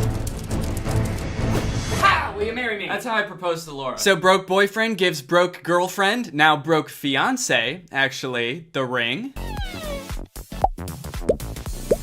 I don't know what that thing is. Is it a toy? Is it like a fidget thing? It kind of looks like a toy for a toddler. Is this a baby? Even if you were kind of strapped for cash and you couldn't afford a diamond, why put a baby toy on the ring? Oh wait, I guess I misread the title. This says Rich Bride versus Broke Baby. Oh, sorry, they're not even gonna get married. That's just a straight up baby. Rich bride gets a beautiful wedding, and broke baby gets a nap. She's very tired from being so young and so broke. Here comes the bride. Adele, Anthony, exchange your rings and vows. Now it's time for the ceremonies. The rich ceremony is of course beautiful. It's a very nice looking wedding. Maybe a little bit tacky. The bride does have a bouquet made out of $100 bills. But overall, the message from the rich wedding is just like, dang, they're having a great time. And this day is gonna be one that they remember positively for a long time. Also, I love the officiant's hair. He looks like a Jedi apprentice. You may kiss the bride. Oh. Oh, what a sweet ceremony. Definitely don't react like that when the bride and groom kiss for the first time. Oh. He says oh like he's surprised, but then as if he's aroused. Almost as if to say like, oh shit, I've never been to a wedding before. I didn't know they were gonna kiss. Keep going. Oh babe, this day is so romantic. I love you so much. Me too, sweetie. We're gonna remember this day for the rest of it. Oh my god. Babe, I think your best man is jerking off. Oh, whoa, what the fuck? Good afternoon, father. Whoops, you're not ready yet. The broke couple could not afford the same venue as the rich couple, obviously, so they decided to have their wedding at a clothing store. They go to get the priest in one of the fitting rooms and he's naked. Whoops. It is the same priest as the rich wedding, though, so I guess money can't buy you a better priest. But it can make him not naked. Whoa! A stress reliever! Damn, yep. I could have told you that was gonna happen. That's just one of the pitfalls of having a wedding at a clothing store. There's always gonna be some guy in a jumpsuit and sunglasses that wants to pop your bubble wrap dress. There's always that guy. every fucking time. Rich couple is having their wedding photographed by a drone. Hi. Broke couple could not afford a photographer, so they bribed the security guard at the clothing store to give them the footage from the security cameras in the store. Good afternoon. Guard, wake up. Hey, wait a minute. I feel like I've seen that guy somewhere before, but I can't place it. Oh well. He's pretty vague looking. I'm probably thinking of someone else. Thanks. You're the best cameraman. This video just continues on like this. It's just scene after scene of the rich couple having the time of their lives. They hire like a famous musician to come perform at their wedding. Literally nothing goes wrong for the rich couple. There's not even like a lesson, like maybe the rich people are spending so much time trying to make this day perfect that they lost track of what the day's really about. It's about, you know, two people in love. They don't even do that. They're just like, this day was fucking sick for the rich people, dude. And then it keeps cutting back to the broke couple, and they're literally eating paper at the reception. Who is writing these? Is it a rich person? Is it an insanely rich person? Probably. Just like, how out of touch do you have to be to write this? Rich person wedding. What would that entail? Everything is normal and great. Being rich is normal, nothing to make fun of at all about these rich people. Okay, now broke wedding. Oh, what do they do at a broke wedding? Damn, that's crazy. I'm just now realizing I've never been to a wedding that wasn't for a rich person. What do they do there? I guess at rich weddings they eat food.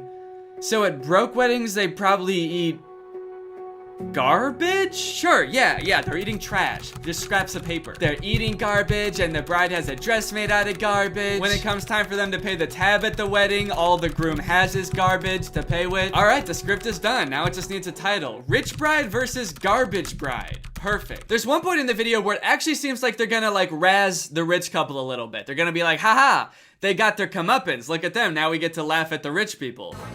Here's your reception invoice. The waiter comes up during the reception to hand them the bill for the wedding, which is not how weddings work at all. Obviously, you don't pay for it like a regular restaurant check. And for a second, it looks like maybe they spent too much money on the wedding, and it looks like they're not gonna be able to afford it. That's a big problem for people with new money. They don't know how to manage their money. Take my $1 million bouquet.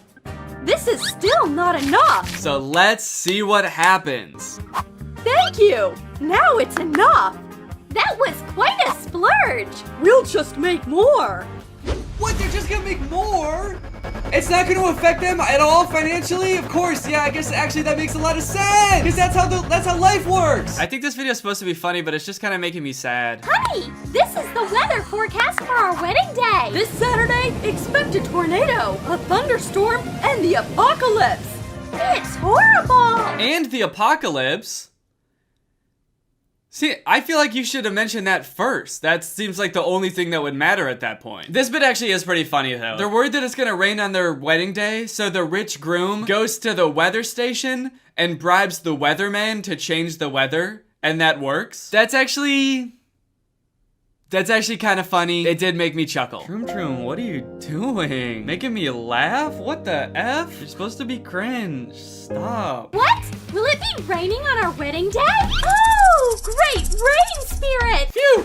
That's better. I gotta say, there was not too much that was redeeming about that video, was there? Okay, next video. Rich pregnant versus poor pregnant. Okay, what's going on here? What is this supposed to be depicting? Why would they have a clothespin and a diamond plugging up their belly button? It looks like the clothespin is almost holding her belly shut. Do they think the belly button is gonna open up? Do they think that's where babies come from? In 9 months, the rich mom's doctor is gonna pull the diamond out of her belly button, and a very rich baby will emerge. Doctor, there's a problem. My baby is born all alone in my tummy. A mother's intuition never fails. You'll think of something, right, doctor? For such a generous fee, you can work magic. Let's see if that helped. Yes, now the little girl has a brother. You're amazing. Yo! What? No! If your wife comes home from an ultrasound appointment and tells you that the doctor put another baby in her, that is not a good thing. That obviously would be bad. It's urgent. I need to pick out a stroller. You need to see our special section. What do you think of this one? Wow, that's much better. Troom uses these like weird voice sound effects that are very clearly just like stock sounds of people going like, oh yeah, or this one like, wow! Wow! Yes, now the They've used that one twice now, and I can't help but feel like it sounds like Mario. Congratulations, ma'am. You're having a boy. So then the poor pregnant woman just starts stealing stuff. She steals a cart from a guy living on the street who uses a stroller. She steals from the grocery store. Dude, this is so weird. Why? And then they put the same joke in here that was in the last video where the poor mom wants pregnancy photos, so she goes to a store and tries to use the security cameras to get pregnancy photos. They can't even think of original ways to make fun of the people in these videos. All right, these videos are so bad. I'm gonna be done watching them now. I'm just kind of worried about whatever.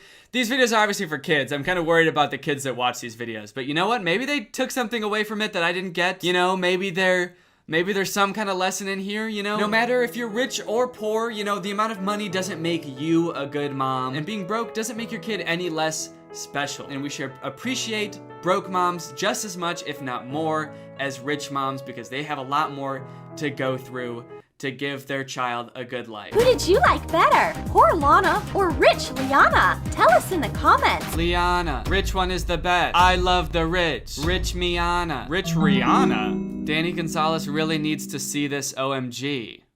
Thank you guys for watching this video. If you enjoyed it and you're not subscribed yet, make sure you subscribe and turn on my notifications to join Greg. Greg is what I call all my subscribers, and we're actually the strongest army on YouTube based on a series of objective metrics that only I know. And all you have to do to join Greg is just subscribe and turn on my notifications, and I'll see you guys next time. Hey guys, real quick, I just came out with some holiday merch. It's up at dannygonzales.store. It's really fun, great for spreading holiday cheer. Got a really nice design, and I also restocked a bunch of other merch. So if you want any of it, head on over to dannygonzales.store. All right, and here's the video. What's up, Greg, and welcome back to another episode of Unlocking Your Mind's Full Potential. You might not have known this, but actually watching my videos is the only way to unlock your mind's true potential. You only use 10% of your brain unless you're watching my videos.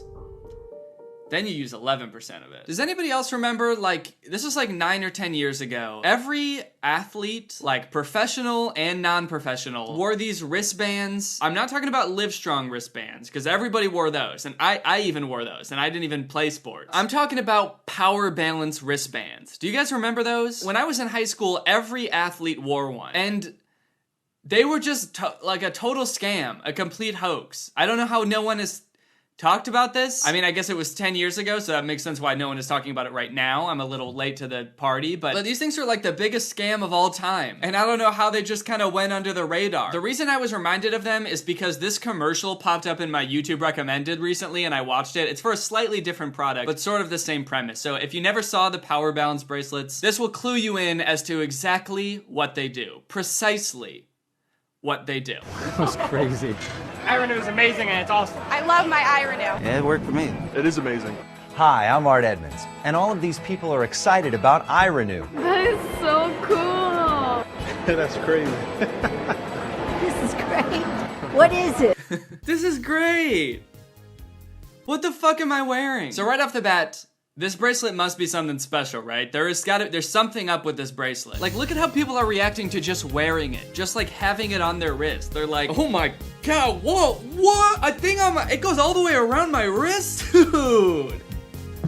What is it? Athletes wear it, celebrities wear it, and you've heard the buzz about it on Talk TV and the internet. No, I haven't. Whoa, celebrities and athletes use it? Athletes, like unnamed number 23 baseball player and generic stock photo of celebrity. I've always just wanted to be like both of them. Give me the bracelet. I don't even know what the fuck it does, but I need that shit on my wrist now. Also, this commercial is so lazy. Like, first off, they couldn't even get real pictures of celebrities and athletes. But then the stock photos that they did use, they didn't even put the bracelet on his wrist. They could have photoshopped it on, but he's like not even wearing it in the picture. And celebrities like this guy use it. He's not using it right now. He's gonna use it later when he gets home. He likes to use it in private. Now I feel great. I feel like I can hold my balance better. I'm doing my job better. It just gave me more strength, I think, all the way around. I feel definitely more balanced. Feel stronger. Okay, so we get some testimonials from some normal people, one of which is the world's most nervous waiter. I definitely feel more balanced, stronger, less likely to commit acts of violence, more flexible. Can't forget about that. Hey, did you see any cops lurking around here when you came in? What? No. No? Okay, good. Huh? I was just wondering, that's all. I have to go.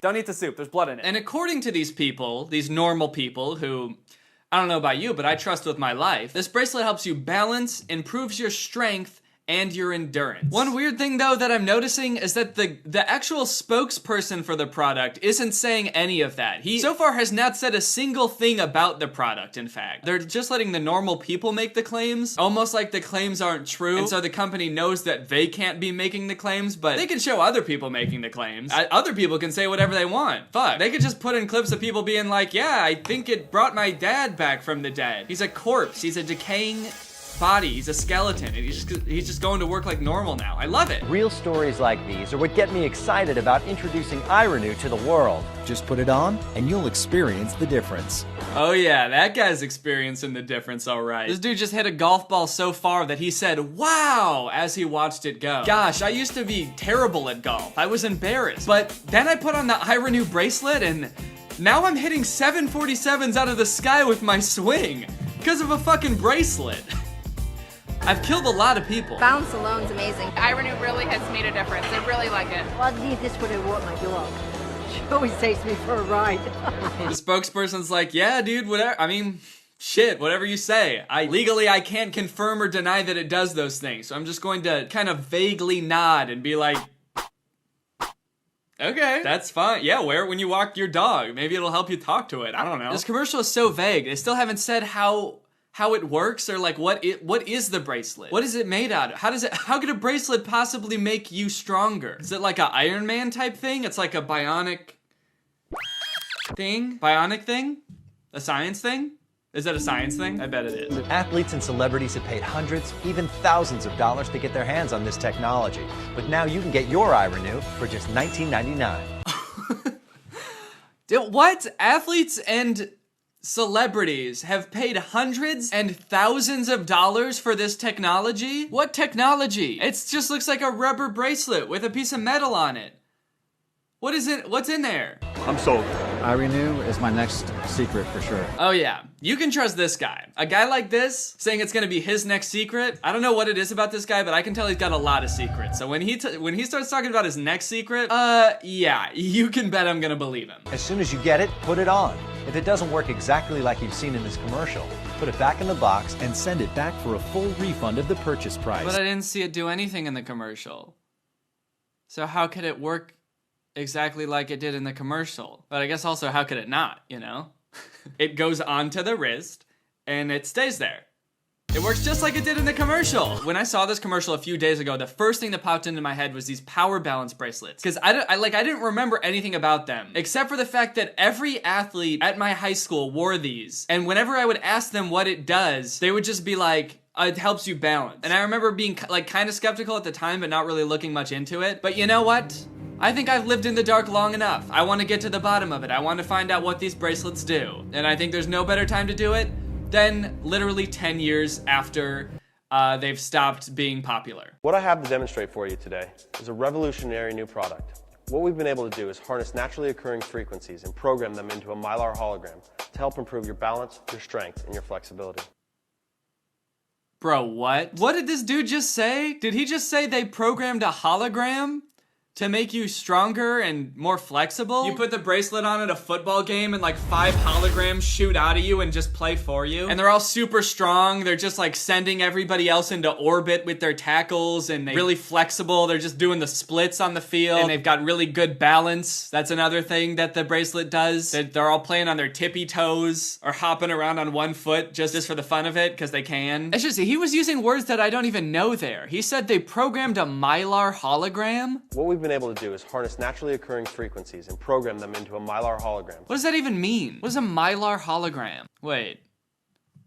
Okay, this is just talking about like the shiny little sticker on these things? That's the hologram they're talking about? Damn, that's crazy. They finally figured out how to harness the power of my 6th grade crush's pencil case. You know, thinking back on it, she actually did have really good balance. I never once saw her just randomly topple over, so that makes sense. So this video is just him like demonstrating the power of this bracelet. He does a couple of balance tests where he'll like have him stand on one leg and then try to push him over, and at first it's really easy, but then he puts on the bracelet and he does it again, and all of a sudden he's got great balance now. One of the great things about this product is that they don't actually need to be wearing it. They can either be holding it. I could set it on the top of his head. It wouldn't matter. All that matters is that the product is within 1 to 3 inches of your body's energy field. And I watched a few YouTube videos about this debunking this, and apparently what they're doing is just like pushing at a slightly different angle at first that makes it really easy for them to knock them over. And then once they put the bracelet on, they're pushing at a different angle, which makes it a lot easier for the person standing to not fall over. So that's how it does that. The weirdest thing about this bracelet to me is that it's called like power balance, and they really focus on the balance aspect of it, as if like the strength part of it is not the most impressive thing. Like, you can put on a bracelet and all of a sudden have, like, be more strong. Like, the amount of strength you have just depends on how much muscle you have. How does a bracelet help with that? That's insane. But they named the whole company after the balance thing? How important is balance? Why do they focus on that so much? I mean, especially to, like, athletes. I mean, maybe I don't play enough sports, but, like, when's the last time you saw a basketball player just, like, dribbling a basketball and then just, like, falling over because they lost their balance? Really, when is the last time you saw that? I have no frame of reference. All right, I want to find out a little bit more about this Power Balance company. Let's look at they got a Wikipedia page. Okay, so they originally promoted at trade shows in 2006. By the end of 2011, the company was reported to be on the edge of going out of business. They filed for Chapter 11 bankruptcy due to multiple lawsuits. Yeah, no shit. But the brand has since been transferred to a new company, Power Balance Technologies, and is still selling Power Balance brands and other items today. Wait, I can still get me one of these? Dude, okay, I gotta check this shit out. Powerbalance.com, baby. Dude, they still sell them. Well, I should get them and try them. Oh, their website has a technology section. Let's look at that, dude. I've been wondering about the technology in these things since they've been so vague about it. Okay, what does this wristband do? The Power Balance bracelet is a performance technology wristband with a distinctive hologram worn by millions of consumers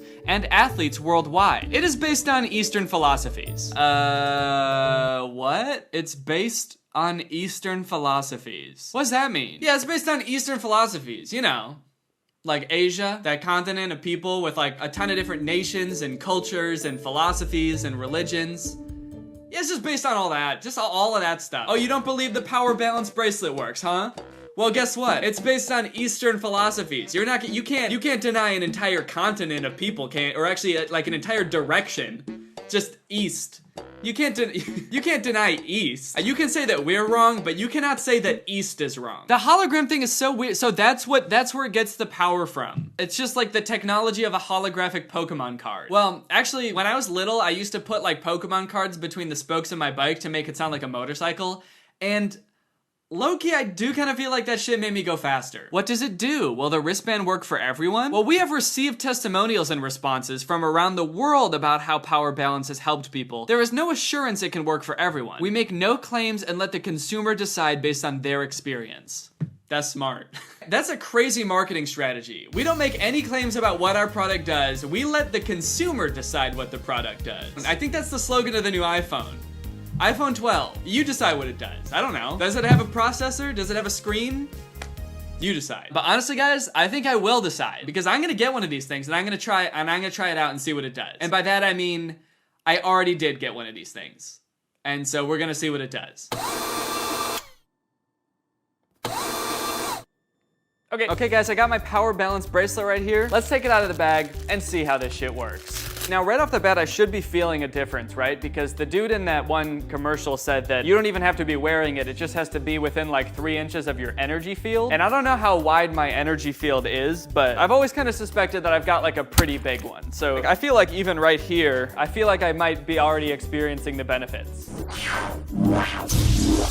Also, I want to note, I might have been a little bit quick to judge the technology in these things. I did make a joke earlier about how they make all these like miraculous claims about making you stronger and better balance, and the only technology they have in it is this tiny little shiny sticker. But I would like to point out right now that I was actually wrong about that, and there are 2 little shiny stickers. Honestly, that's twice as much technology as I thought I was getting, so I really can't complain. All right, let me give you guys a close-up of this Mylar hologram so you can get a taste of this. That shit is pretty shiny, I gotta be honest. All right, well, before I put this on, let's do a test of how well-balanced and flexible I am. I just have this round thing. I'm gonna step on it with 1 foot, and I'm gonna see how long I can balance on it. I will be measuring in Mississippi seconds. On my mark, get set, go.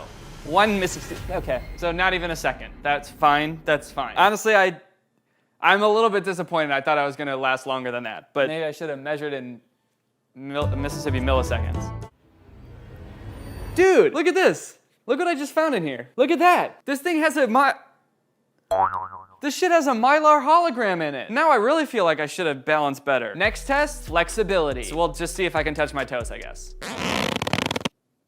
Okay, I can touch my toes, but it really hurt. And I'm also seeing stars right now in my vision. And now we put on the bracelet. This is what it's all been leading up to, fam. I'm gonna put this shit on, and if it doesn't make me the most flexible, balanced person in the world, I'm gonna murder somebody. Before, I was an unbalanced, unflexible klutz of a man. I honestly feel a little bit woozy just standing here. I might collapse at any minute because I lack balance. But with this bracelet, things just might change. Yeah, I don't feel anything. You know, maybe it's just the skeptic in me and I'm being overly pessimistic, but I don't feel a goddamn thing. I might even feel less than I did before. I just feel empty inside. This might actually be having a negative effect on my well-being, just having it on. Initial thoughts, it's kind of cold. I don't know if it comes in sizes, but I feel like it's a little bit big for my wrist also. I've got dainty little wrists and it's just kind of dangling. All right, let's do the balance test. So the score to beat is, what was it, 1 Mississippi? All right, let's do it.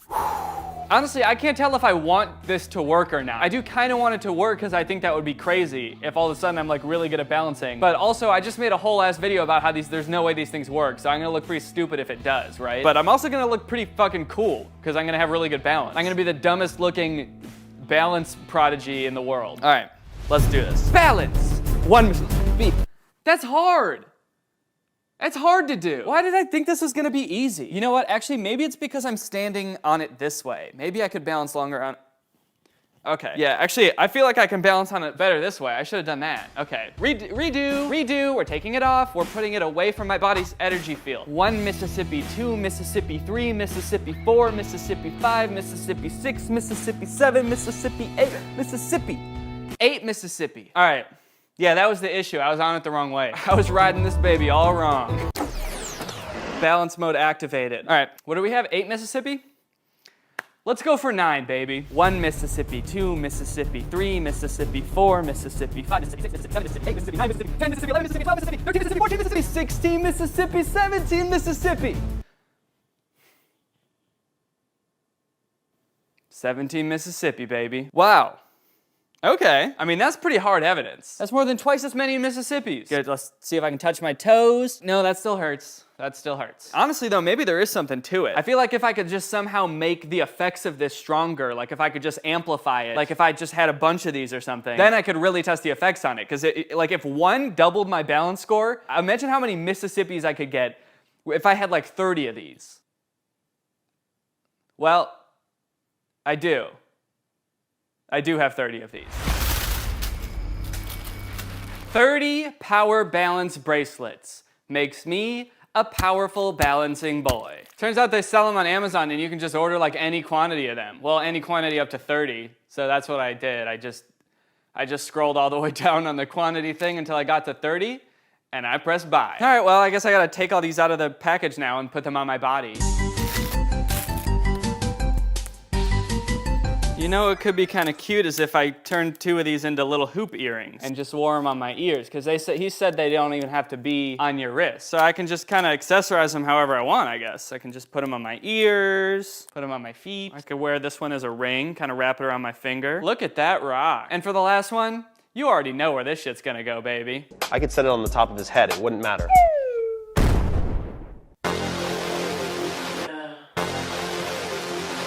Moment of truth. You're probably wondering how I'm feeling after putting all these on my body. I feel terrible. I feel like I'm wearing 30 wristbands. They're too tight on my ankles, and I sort of feel like I'm cutting off the circulation. My wrists kind of feel like raw from pulling all these onto them. However, in terms of balance and flexibility, I haven't noticed much. I do feel kind of icy though. Look at this drip. Here it goes. If I die, don't watch this. All right, well, here we go. 1 Mississippi, 2 Mississippi, 3 Mississippi, 4 Mississippi, 5 Mississippi, 6 Mississippi, 7 Mississippi, 8 Mississippi, 9 Mississipippi, 27 Mississippi, 28 Mississippi, 29 Mississippi. Man, what the fuck? I'm actually kind of confused. Did it work because I've just basically have been practicing balancing the past 3 times? Like my body has gotten used to balancing? Or am I really about to wear this shit every day from now on? Just like this. I think I'm never gonna fall over again in my whole life. I don't even think I could if I tried. Nope, can't. Can't do it. Falling over? Couldn't be me. Can't relate. Nope, can't. Can't do it. Shit. Okay, I think that actually got worse. It hurt. Anyway, in conclusion. Alright guys, well I hope you enjoyed this video. If you're new here and you're not subscribed yet, make sure you subscribe and turn on my notifications to join Greg. Greg is what I call my subscribers. It's sort of a fan base, but also sort of a family. Sort of a family, but also sort of an army. Sort of an army, but also sort of an underground crime syndicate. So guys, make sure you subscribe and turn on my notifications to join Greg. We are actually the fastest growing army on all of YouTube, as long as you don't look it up. Anyways, bye. What's up, Greg? So the video that I just posted yesterday has already been copyright claimed, which means I can't make money off of it anymore. I guess since I used that sad song, Someone You Loved, really quietly a couple times in the video, I don't get to make money for the entire video, which is awesome. So I decided to just re-edit it and swap out that song with a different sad song, and I figured why not just make my own sad song? So this is the exact same video, just with a different sad song that I made. And also, as a little bonus for watching this video again, if you've already watched it, there is a music video for my sad song at the end of the video. So enjoy this video again and enjoy the music video. Okay, here we go. Bye. What's up, Greg? I hope you're all having a great day. Welcome back to my channel. This, of course, is another episode of Deep Dan. That's me, baby. I'm Deep Dan, because today, this Dan is getting deep. I'm not like most people, okay? I'm not like most boys. I don't go on TikTok to have fun, or to watch funny videos, or to laugh my little butt off. I go on TikTok because I want to get sad. I want to watch some deep stuff, okay? I'm on TikTok to get my mind blown with some deep content. Which is why when I discovered this dude, Only Christian Ty, on TikTok, my life was pretty much complete. Christian Ty posts the deepest TikToks, or at least he really tries. He tries very hard to make deep TikToks. They all have like crazy twist endings, and they all use the same sound. Like all of his deep TikToks use this, you know that song that's like, they all use that song, except not the actual song. It's a cover of it by some other dude named Simone Bernini. So I figured since I found probably the best deep TikToks in the entire world, I should share them with you guys, and we should watch them and just get deep. So let's do it. Let's complain. Okay, so this is a conversation between a girlfriend and a boyfriend. The girlfriend's asking the boyfriend all these questions, and he's not answering the way she wants him to. She's like, do you think I'm pretty? He's like, no. She's like, do you want to be with me forever? He's like, no. She's like, would you cry if I walked away? And he's like, absolutely not. But then she goes to leave, and he's like, you're not pretty. You're beautiful. I don't want to be with you forever. I need to be with you forever. And I wouldn't cry if you walked away. I would die. I would fucking die. If you walked away, I would just collapse on the floor. And that's the end of the TikTok. Pretty deep, right? It's like kind of a twist ending. You thought the boyfriend just hated his girlfriend and was telling her straight up to her face. But it turns out he actually does like her. I feel like I don't really even need to provide any critiques on this TikTok, and that's because this is literally ripped from a meme that I made a video about like over a year ago. I think it's like word for word. He must have saw that and was like, damn, that shit's deep. I gotta steal that. And it was bad then. It was already a bad meme. It did not need to be turned into a TikTok. Also, I like how he's like, I don't want to be with you forever. I need to be with you forever. Because I feel like the right thing to say would be like, I want to be with you forever and I need to be with you forever. Not, look, I need to be with you, but I don't want to be, okay? Let's get that straight. If I could leave, I would. I'd be out of here in a jiffy, but unfortunately, if you ever left me, I would die. Because apparently you're a witch, or something, who's cast a spell over me. The whole thing seems a little bit unnecessary to me, but hey, That's what makes it deep. Okay, and this next one, which uses the exact same sound, of course, it's a scene between a younger brother and an older brother. The older brother's playing video games, and the younger brother's like, hey, can I play? And the older brother's like, can we play tomorrow? I'm in the middle of something. So he's like, okay. Then the next day, he comes back and he's like, can I play now? And the older brother's like, no, I'm still busy. Then the next day, the older brother is playing video games, and instead of the little brother coming in and asking if he can play again, the older brother gets a text from his mom, and it says, you need to get to the hospital now. Your brother has been involved in an accident. He's dead.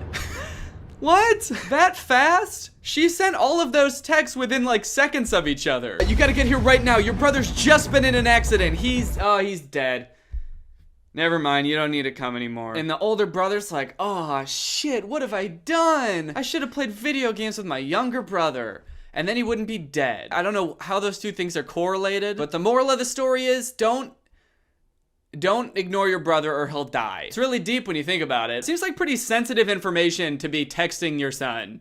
Like, you should at least call him. The texting seems a little disingenuous, especially since apparently this is the first text his mother has ever sent him. Hey son, this is mom. I just got a new phone number, so make sure you save this in your phone. Also, Kevin died.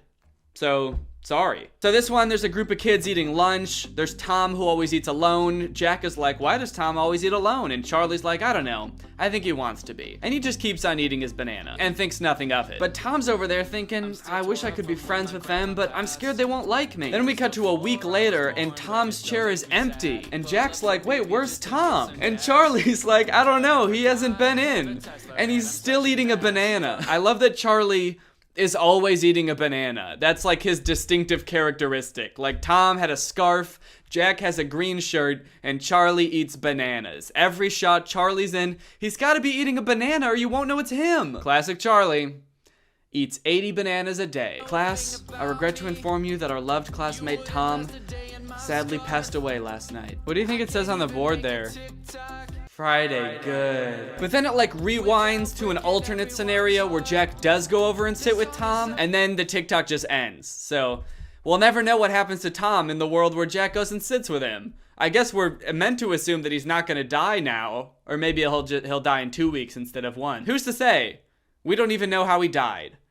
He could have gotten mauled by a bear, and Jack going over to sit with him won't help with that, will it? Not unless he goes over and gives him bear repellent. I just really wanted to tell you, I love you. I love you too. Really? Of course I love you. Prove it. How? Scream it to the world. I love you. Why did you whisper it to me? Oh no. Oh no. No! Because you are my world. Oh no! No! It's too cute! Because you are my world. Man, what the fuck? It's too deep! Didn't like it.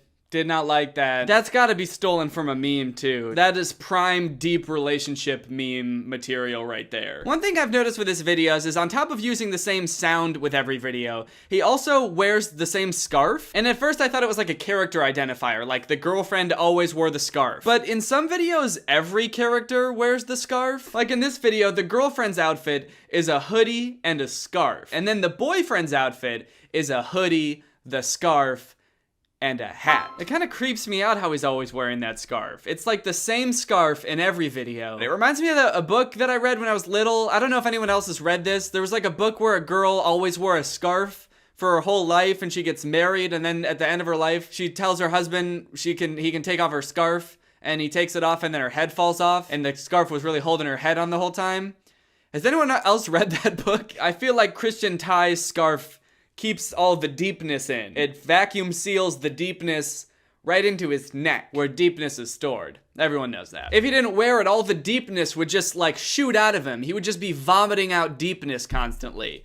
And I would be vomiting vomit. Hospital waiting room. I'm nervous. Don't be nervous, it'll be fine. I've got my scarf, you've got your scarf, we're gonna be a-okay. How do you know? You've never had heart surgery before. Okay, dude, he's just trying to help. He's trying to comfort his girlfriend, and the girl's like, how the fuck do you know, little bitch? Oh, have you had heart surgery before? No, I didn't think so. You just need to trust me. I do trust you.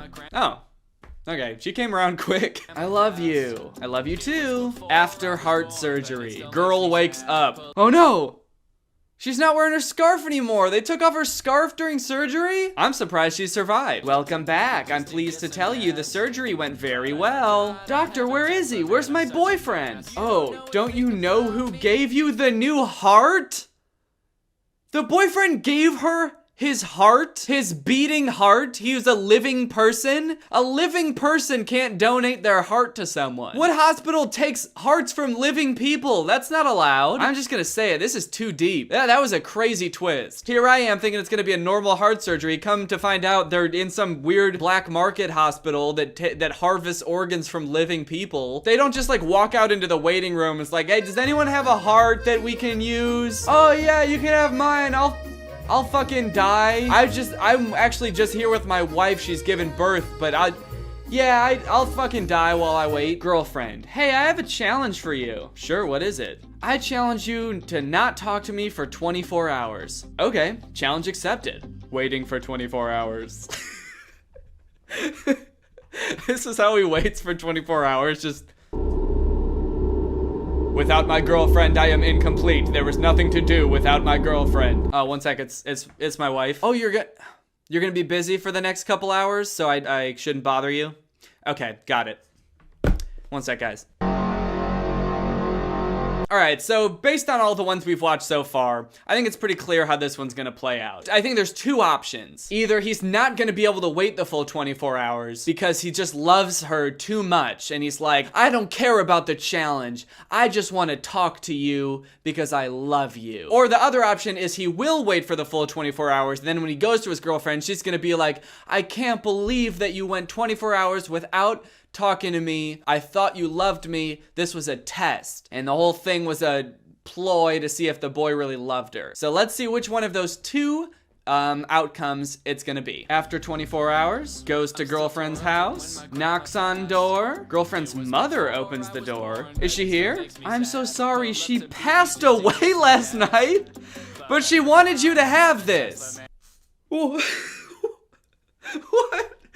She died? You did it. Now do it every day. I will love you forever. What the? Huh? She died? Why does every deep TikTok this dude makes end with someone dying? That's not at all where I thought that was gonna go. What's the moral of that? Don't ever leave your girl alone for 24 hours. You never know what she might get up to. She might die. I want to get inside this dude's head. The only deep or emotional concept he can think of is somebody died. What if you go to a soccer game and somebody died? What if you were eating ice cream and you died? What if you were just born and you died? All right, guys, hold on to your childhood because this next one's gonna make you feel a little bit nostalgic.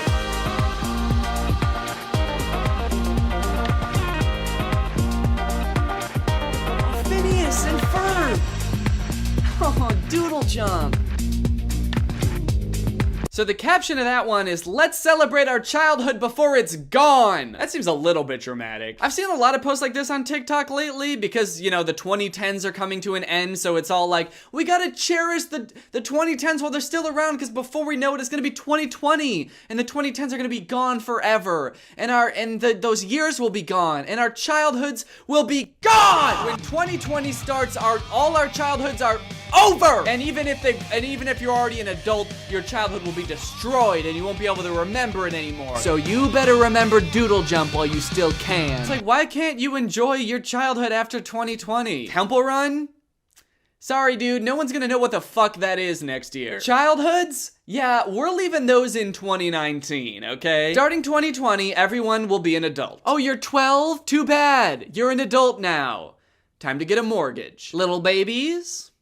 Gotta get jobs. Even me, a fully grown man, won't be a child anymore in just a few days. Also, all of these shows, like Hannah Montana and Victorious, are already over. They all ended years ago. So it's not like they're all getting canceled in 2020. Is she going to be okay, doctor? We don't know at this point. You can go in and see her now. Hi, darling.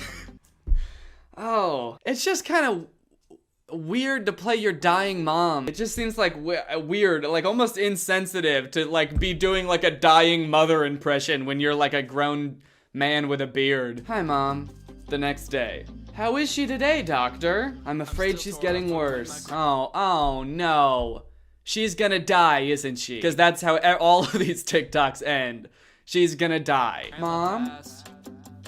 No response. Nope. Not looking good. Get some rest. Yeah, that's what she's doing. A few days later. Doctor, where is she? I'm afraid she's no longer with us. Hi, darling. Oh, it's his mom! And she's got her scarf on! They said without your visits, I wouldn't have had the strength to get better. I love you. Okay.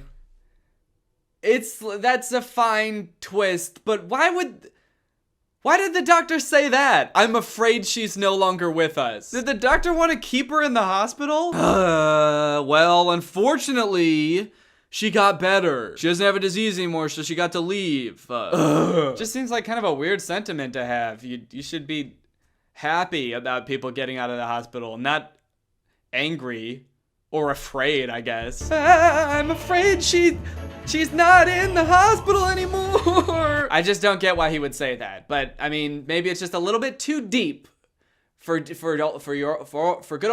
old deep Dan. Anyway, that's a look at Christian Ty's TikTok content. All in all, they feel very forced. I feel like if the only thing that you can think of that is emotional is death, and so all your videos are just about people randomly dying, then maybe you need to think of other things to make videos about. Oh wait, he's got one where he's playing Flappy Bird. I played Flappy Bird with my face and did pretty well. Yeah, not to brag, but I'm pretty good at playing Flappy Bird with my face.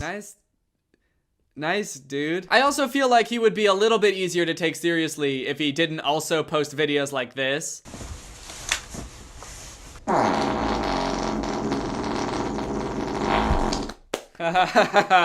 Yeah! Fart! Anyways, I hope you guys enjoyed this video. If you're new here and you're not subscribed yet, make sure you subscribe and turn on my notifications to join Greg. Yeah, that's right, Greg. I call my subscribers Greg. So if you subscribe right now and turn on my notifications, you get to be Greg. Also, bing, bing, bing, new merch alert. It's a Christmas sweater, baby. Except I'm a little bit late to advertise it, so if you order it at this point, it might not get to you by Christmas, but they do exist. And you know what?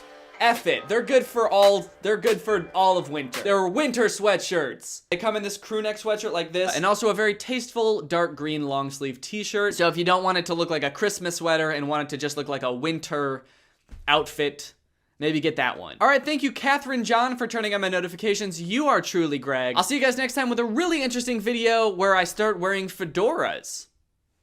And I actually think they look pretty good. Bye!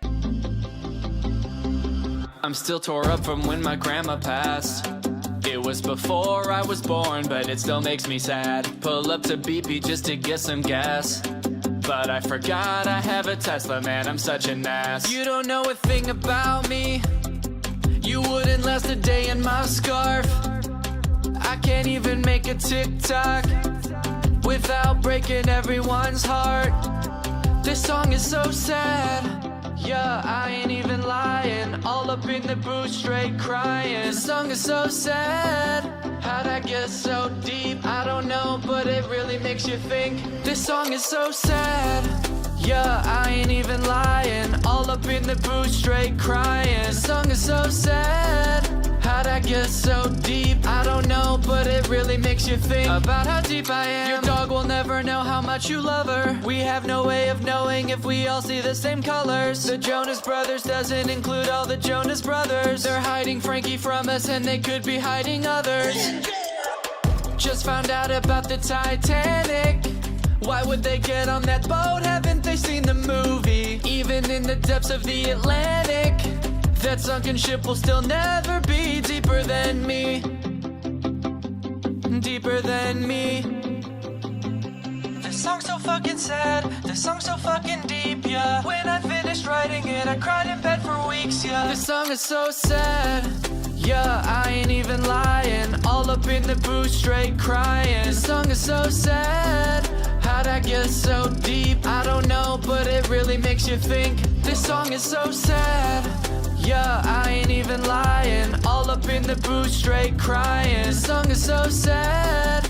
How'd I get so deep? I don't know, but it really makes you think about how deep I am. What's up, Craig? I hope you're all having a great day. Welcome back to my channel. This, of course, is another episode of I Got a Curtain. I got a curtain. It's in the background of my videos now. Just when you thought you knew what this room was gonna look like, I went and got a fucking curtain for the window. So don't ever try to guess what I'm gonna do with this room, okay? Because you're gonna be wrong. So anyone who subscribed because I didn't have a curtain in the background of my videos, I guess you can unsubscribe. It's the weird side of Amazon part 2, baby! This time with more than just talking about two things. I realized in the last video I called it like the weird side of Amazon. Like I had a ton of products I was gonna talk about, but I really only talked about the Jeremy Renner store and a saddle, and that was the entire weird side of Amazon. Don't worry, we got more shit this time, okay? I'm not just gonna talk about two things. But real quick, speaking of the daddy saddle, the daddle, if you will, Pony Up Daddy still hasn't reached out to me in regards to my idea for the daddy drawn carriage. So Pony Up Daddy, if you're watching this, I just wanted to remind you again of my brilliant idea. Once again, if you've forgotten,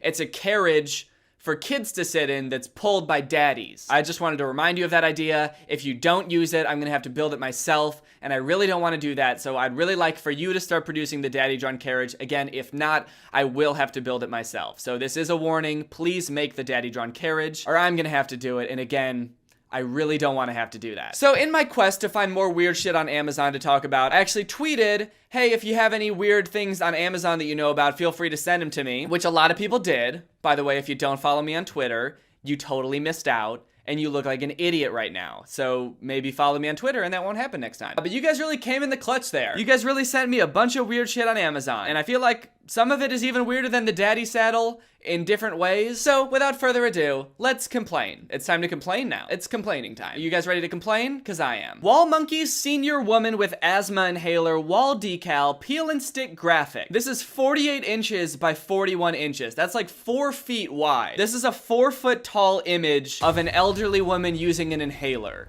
You can stick it on your wall and look at it. I cannot imagine why you'd want to do that. The only possible application I could think of for this product is if you are an elderly woman who uses an inhaler and you want to know what you look like, but you can't afford a mirror, but you can't afford this $60 wall decal of an old woman with an inhaler. Holy shit, this is $60. That's a hefty chunk of change to spend on an old woman with an inhaler. Easy and fun to apply. Okay, fun? Fun seems like a little bit of an over-exaggeration. I don't know how much joy anyone would get out of just putting a picture of an old woman up on their wall. Yes! I wish I could do this every day of my life. Just stick pictures of old women on my wall. Compare with similar items. Okay, there's this section on the page where you can compare the old woman with an inhaler decal to products that you might want to buy instead of that. So something that would fill the same void in your heart that this old woman with an inhaler would fill. One of the products is just the same image of an old woman with an inhaler. One of them is an old woman leaning on her hands, which is very sweet. And then the third product is just a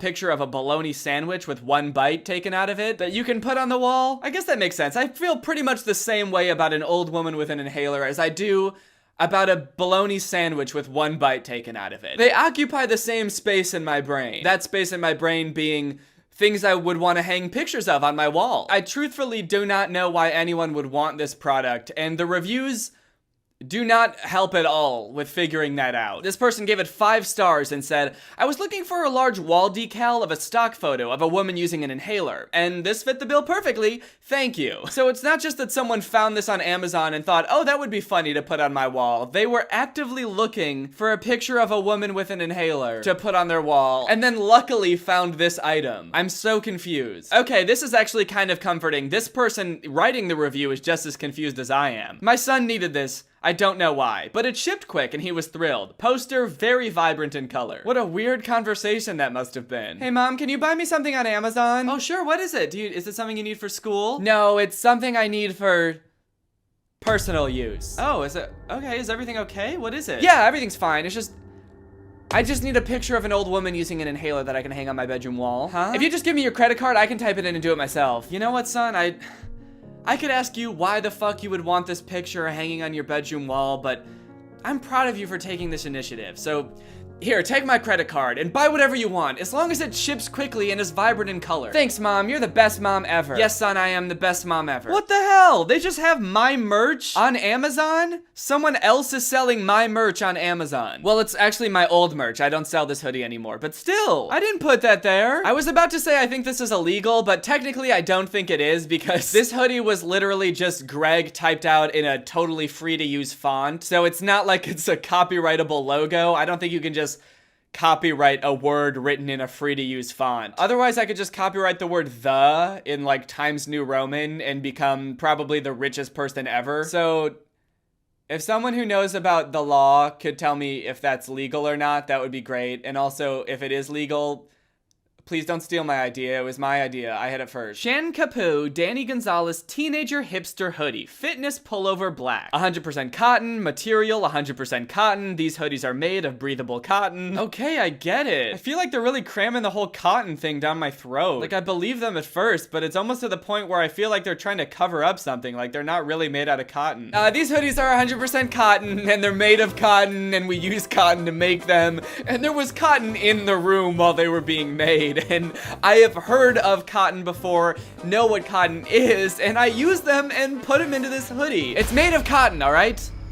And not my own hair. I did not use my own hair to make these hoodies. It's made of breathable cotton. Fashion trend. These hoodies are perfect endings to any sport or casual look. What does that mean? It's the perfect finishing touch to any sport outfit? I don't think so. Oh yeah, dude, you'll look totally normal just hopping on the b-ball court in a giant ass black hoodie. You'll look totally normal and awesome competing in a swimming and diving tournament in your big black Greg hoodie. Perfect for partying with friends, running, casual dating, school, etc. It's only good for casual dating, okay? This is not good for any serious relationships. This hoodie is great for getting to know each other, you know? Go on a couple dates, find out if they're the right person for you, and then you gotta fucking ditch the hoodie fast. If it starts to get serious at all, get rid of the hoodie. Do not wear this hoodie around anyone that you're serious about. Do not wear this hoodie around anyone that you care about, okay? It's great for casual, fun dating, but once you get to know someone and you truly care about them, this hoodie will ruin everything. Okay, it does make me feel better that this hoodie has 0 reviews, so hopefully that means that no one has actually bought a Greg hoodie from this counterfeit Amazon store, so thank you for that. Thank you, Gregs, for getting your hoodies straight from the source, you know? Straight from the horse's mouth. Straight from the pony's mouth. They even have the Greg family crest on a hoodie? I don't even sell those on hoodies. I only sell them on t-shirts. Shaking my head. Okay, now this one is not my merch, but it is a hoodie with a picture of a cat that has me as a face. And also the hoodie has cat ears, so you're a cat while you're wearing it. Red coffee, Danny Gonzales, Greg, human face, funny cat, young lady hoodie sweatshirt. I feel like they were trying to cram as many words into that description as possible. Like an essay where you have a set number of words you have to use, but you ran out like 3 hours ago, so you're just throwing random words in there. And I feel like there's a point where adding more words stops making something more descriptive and actually starts making it more confusing and vague. Like, there's so many words in this description, I would not be able to guess what this hoodie looks like based on this description. I do appreciate that they called my face a human face, though. That was nice of them. All right, let's check out the description of this product. Greg's face is very cute in the face of a white cat. Aww. Thank you. Okay, I would be mad that they called me Greg instead of Danny, which is my name, but technically I am Greg, so I'll have to let this one slide. And they called my face cute, so I can't stay mad. Soft and comfortable cotton makes your skin easier. Easier to do what? What gets easier about your skin? This hoodie will make your skin way easier to peel off. Don't worry, dude. Make your skin easier. What does that mean? Less difficult? Oh, thank God. I finally found a shirt that's gonna make my skin easier. My skin was way too difficult before, dude. My skin is on expert settings, and I am but a noob. I was having a really tough time figuring out my skin, you know? Till I found this hoodie, and it made it way easier. At first, I was like, okay, maybe this is like a translation error. Maybe they mean it'll make your skin smoother or something. That would make sense. But then I was like, okay, wait, no. A hoodie should not be making your skin smoother. A good hoodie should not be changing your skin at all. Clothes should not alter the composition of your skin. A good hoodie, I would say the best hoodies, keep your skin how it is in the first place. It should not alter your skin. And that's why every single Greg hoodie that we make in our store will keep your skin exactly how it is. Archie McPhee Handy Squirrel. Looks like it's just a bunch of little finger puppets to turn your little grabbers into a squirrel. Set of 5 finger puppets, includes 4 paws and 1 head. That's a good ratio. Transforms your hand into a squirrel. That seems like a bit of an overstatement. I'm looking at the picture and I'm not convinced that that hand has been transformed into a squirrel. And I mean, it's not gonna just like, oh, fuck, and then your hand is a squirrel now. This product just makes your hand look kind of like a squirrel that has no joint mobility. Transforms your hand into a squirrel with no knees. That's what happens. Your hand will climb trees and forage for nuts. Yeah, okay, what else is new? Oh. Wait, no. Damn, the reviews for this thing are glowing. 4.8 out of 5 stars. Sent this to my sister's house for no reason. I like to mail her weird things with no context. One time, I put a bunch of stamps on a potato and mailed it to her. This guy seems like a loose cannon. I don't know about him. He doesn't play by the rules. Dare I say he might even be a mad lad? I don't know, sis. Also, I just realized his name is Fat Daddy Fly Sock Soul. Anyway, she had a party last night and the handy squirrel was a huge hit. People love this thing. Buy one and get stupid. Have fun. I love the thought of his sister just going around the party with this little squirrel thing on her hand and everyone being like, ew, I love it! Ah, I can't believe it! Buy one and get stupid. He does sell it very well though. I would be lying if I said there wasn't part of me that's like, I think I'm gonna buy this fucking squirrel thing because of that review. Okay, here's a pretty perplexing shirt that someone tweeted to me with absolutely no context. It's a shirt that says, I'm Caleb, doing Caleb things. And at first I was like, I don't understand, is this a reference to something? Am I missing something here? Is this a quote from a movie or what? Why is this on a t-shirt? But then I Googled it and nope.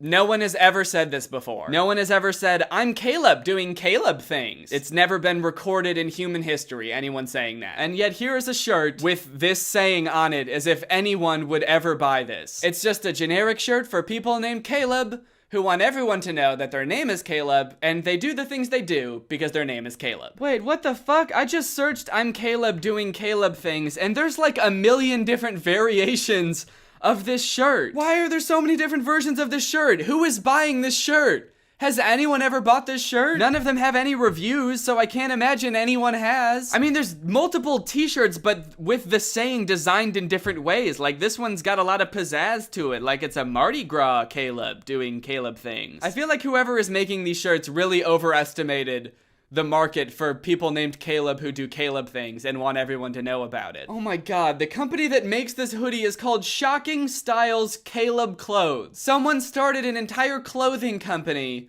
for Caleb-based apparel, and yep, if you click on it, it's just item after item for people named Caleb. There's even women's clothing with I'm Caleb doing Caleb things on it, which, not to say there can't be women with the name Caleb, but it seems like a pretty ballsy business move to, well, one, in the first place, just assume anyone would want this on a men's shirt, but then on a women's shirt seems like a whole other league. Oh shit, I just searched I'm Danny doing Danny things, and apparently that's a thing too. You can get a t-shirt that says I'm Danny doing Danny things. Shit. I might have to cop. I mean, I am Danny, and I'm pretty sure I do Danny things, so I feel like this shirt really speaks to me. Looking for a cool adult, toddler, or boy present for him? This sarcastic quote gag saying is a cute gift for any holiday. Sarcastic? So would this be for someone who's not named Danny? Like, get this for a dude named Dennis or something. It'll be like sarcastic. Some dude named Travis walking around in this shirt. Oh yeah, I'm Danny. And I do Danny things, idiot. It's perfect for any holiday, such as retirement, graduation, Christmas, Memorial Day, wedding week, Father's Day, birthday, 4th of July, or Independence Day. Yep, it's perfect for 4th of July and Independence Day. It would be perfect for either of those two separate holidays. Except, no, it wouldn't, because who the fuck gets people gifts for 4th of July? That's so weird. And even if you did get someone a gift for the 4th of July, it should probably be related to like America or something, right? Not just a shirt with their name on it. Hey dude, happy 4th of July. Oh, thanks dude, you too. I know you said no gifts, but you're always talking about how much you love America, so I really wanted to get you something for your big day. I never said no gifts, although it was kind of implied because it's 4th of July. So I went out and I got you a little something. From Amazon. Also, did you say my big day? You know the 4th of July isn't about me, right? Here you go. Oh, wow, a shirt that says I'm Lance doing Lance things? For your big day. What does this have to do with America? Pretty funny, right? My name's not Lance. Hey, can I eat this firework? No. This is like that video Curtis did about the weirdly specific t-shirts that are targeted to people on Facebook. I guess on Amazon, just every t-shirt exists. Just literally any combination of words exists on a t-shirt on Amazon. Okay, I think this might be the weirdest one yet. In fact, I know it's the weirdest one yet. So this person tweeted me, there's a ton of blank white mugs that say got and then blank question mark. For example, this mug that says got cholera? Excuse you? Got cholera? Who has ever said that? Who has ever said got cholera in such a casual way? Cholera is an infectious disease that causes severe watery diarrhea, which can lead to dehydration and even death if untreated. So you got it? It's just a little something I like to say while I'm sipping my morning cup of joe. Oh, that's not your catchphrase? Don't worry, they have plenty of other options, like got bruh? Or got y'all? Oh, I got bruh alright, dude. I got so much bruh. This whole mug is full of bruh. I chug a big mug of bruh before I go to work every day. I chug a mug of bruh. Please don't talk to me until I've had my bruh. Got where? This one just sounds confused. And I think it is confused. Huh? What? Got where? Who? Who's got what? Where did we get it? Where who? Who's there? Got why? Who's there? Latte mugs are cool. We swear, dude. People are gonna think you're so dope when you pull up with that got skink mug. Scrolling through this company's Amazon store, I'm convinced that their whole system is just automated. They just automatically generate thousands of mugs with just random combinations of words every day. They just take random words and phrases and slap them on a mug with the word got in front of it. Because none of these make any sense. Got shirt mask. That's just 3 random words that they threw together that have no business being in a sentence together. Actually, on their store, they've got more than just mugs, like this flask that says #shirt. For people who want to drink on the go, but also want to show their appreciation, not just for shirts, but for the #shirt. They really appreciate the social media conversation around shirts. And they're also drunk. Or a beer stein that says #ape. Or this little shot glass that says #anklet. I'm so confused about how this store even exists. Who runs this? I have so many questions. Why does this exist? But guys, I honestly feel like my questions never will get answered. Alright, thanks for watching this video, guys. If you're new here and you're not subscribed yet, make sure you subscribe and turn on my notifications to join Greg. We're the fastest growing army on the internet. Don't look that up, or if you do, close your eyes while you do it. If you want to get this merch that I'm wearing that has been cut off the entire time so you haven't been able to see it, go to DannyGonzales.store. It's very cute. Thank you, Morgan, for turning on my notifications. You are truly Greg. I'll see you guys next time with a really interesting video where I get just a little bit closer to building the daddy-drawn carriage. Bye! What's up, Greg? I hope you're having a great day, and welcome back to another episode of Talking about Takis. Today we're going to be talking about Takis. It's sort of a funny joke based on this popular snack food, Takis. We're gonna be talking about Takis. It's actually kind of funny. Guys, I don't know if you've been seeing the few new ads that Takis have been running on YouTube with some of the internet's most popular influencers, but they're hilarious. I think that they're really funny, so I just wanted to talk about them because every time they pop up on YouTube for me, I'm just like, oh my god, these are amazing. I love them. They're so funny. And also, low-key, they kind of make me want to dig my hands into a big old bag of Takis and crunch them up. Here's the first one that I saw. Takis are seriously intense. Okay, I don't know about you, but this is definitely me when I eat Takis, okay? I mean, Takis are intense. I will give them that. I mean, like, these things are like the most flavorful things you'll ever eat, I feel like. Or at least, to me, they are. But Jesus, dude, it makes them look so intense. I also like that they tied in her, like, career as a TikTok dancer. It's almost like they almost made it seem like Takis are, like, pre-workout, but for dancers. Because she's, like, getting ready to dance, and the only thing she needs is just one little Taki, and she's ready to go. Yeah, this is pretty much how us professional dancers warm up for every recital. We just, you know, one little Taki, and then we're ready to just fucking... What is the dance that she does?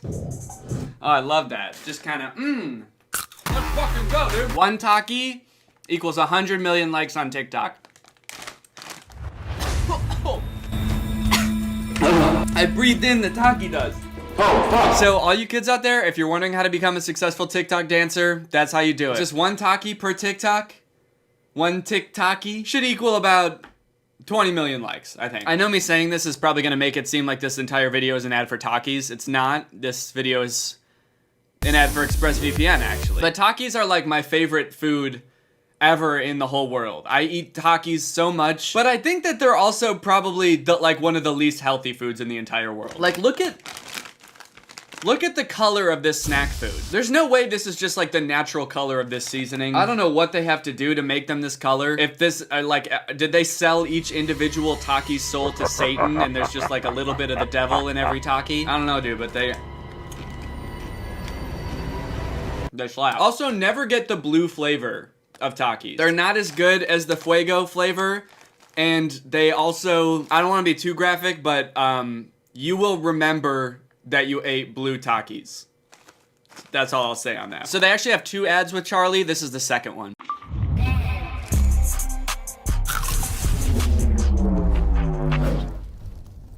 That was intense. Takis are seriously intense. Takis. Face the intensity. I love the way she emphasizes seriously when she says Takis are seriously intense. Takis are seriously intense. It makes it sound like she's not agreeing with the other girl, but she's like arguing with her. Whoa. Takis are intense, dude. Takis are seriously intense. Yeah, that's what I said. No, you said intense. These are seriously intense, okay? I got a question for you. You know what? I actually just remembered I have to go. No, I got a question for you. Okay, what? Are Takis a joke to you? I mean, like, literally, are they a joke to you? Are Takis just a funny little goof to your fucked up little head? I mean, no, I guess I wouldn't say they're a joke to me. What does that even mean? Then take them seriously. Okay, dude, Jesus, they're seriously intense. Exactly.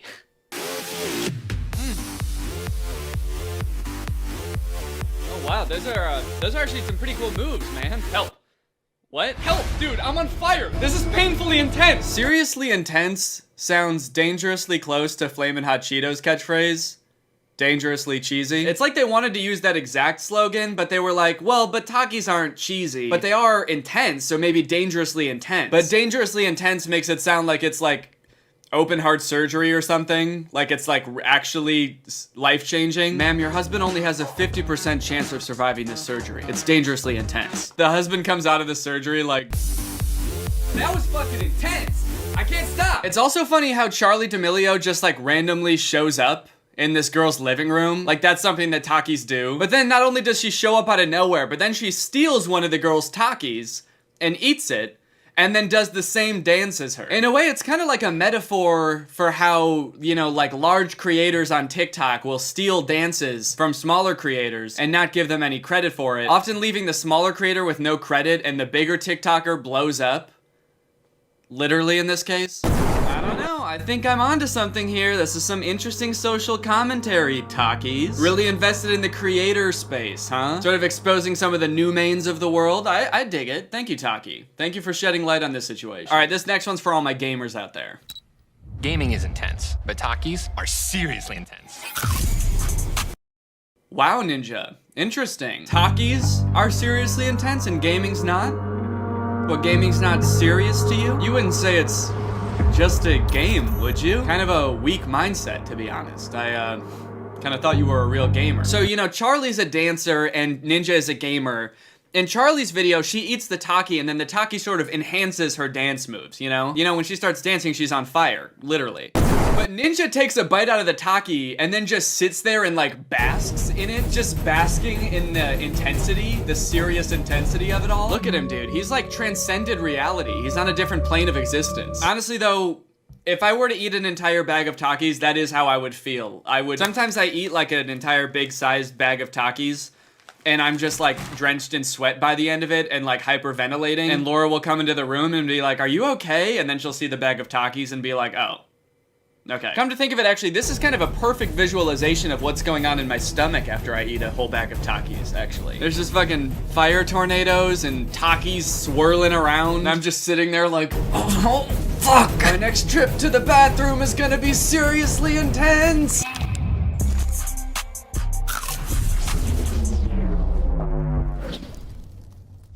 That was intense. Takis are seriously intense. Takis. Face the intensity. This dude's got 4 bags of Takis on his table, and also a plate of Takis, and then also the whole table is covered in Takis. Maybe that's enough Takis. 1 bag wasn't intense enough for you? You know what? 1 bag of Takis is just intense. 4 bags is dangerously intense. I feel like eating that many Takis would really like corrode your insides. I feel like this poor kid just wanted to relax. Maybe he was having some friends over and they didn't show up and that's why he's got so many Takis. I feel kind of bad. He's just playing a game by himself and he wants to enjoy his favorite snack food, and then like one of the best gamers in the world shows up to eat his Takis and absolutely cream him in Fortnite. Ninja just shows up and he's like, thanks for the Takis, kid. You ready to get your ass beat by a professional gamer? Takis are disrespectfully intense, come to think of it. How about that? Takis don't give a fuck about your relaxing Saturday playing video games. Now you gotta hold your own against one of the best gamers in the world. I feel like there's so much meme potential with these two, especially since they ignite so quickly. It's like, you know, you could edit it with like a house blowing up. Or... I don't know, that's actually the only thing that I could think of. But there's gotta be other stuff. There's gotta be other things you can do. So when you're dancing and you eat a Taki, Charlie D'Amelio shows up to steal your dance moves. When you're gaming and you eat a Taki, Ninja shows up to play an ambiguous game console with you. But Takis, if you're watching this, I would like to see this in more scenarios. I think it's pretty interesting, you know? You're doing one thing, you eat a Taki, and then a professional in that field shows up. I think it'd be pretty interesting. Can we get some more scenarios like that, maybe? Man, this 19th century play is so good, I've hardly touched my Takis. Getting murdered at a play is intense. What are you doing? But Takis are seriously intense. Takis. All right, well, I hope you guys enjoyed this video. If you're new here and you're not subscribed yet, make sure you subscribe and turn on my notifications to join Greg. Greg is kind of the Poggest army on YouTube, if you can believe that. The most epic gamer Pog army. And if you want to join, all you have to do is subscribe and turn on my notifications. And I will see you guys next time. Bye. This is the most state-of-the-art VR headset on the market today, and I am its newest and proudest owner. The reason I went out and got this headset is because I want to experience the worst VR games in existence. I've done other videos before about trying bad iPhone games, but I have a feeling that VR games are gonna be so much worse. Because sure, those games have had bad graphics and glitches and didn't make any sense, but imagine strapping all of those things to your eyeball. I think these games, if they're really bad, might be the worst gaming experience possible. Or maybe they'll actually be really good. I'm not actually sure. This is the first game I'm gonna play. It's called Eastwood VR. I found this game by going to Steam's VR section. I searched shooter, and then I scrolled all the way down to the bottom to find the worst reviewed game. As you can see, it says 18% of the 11 user reviews for this game are positive. Let's check out the trailer.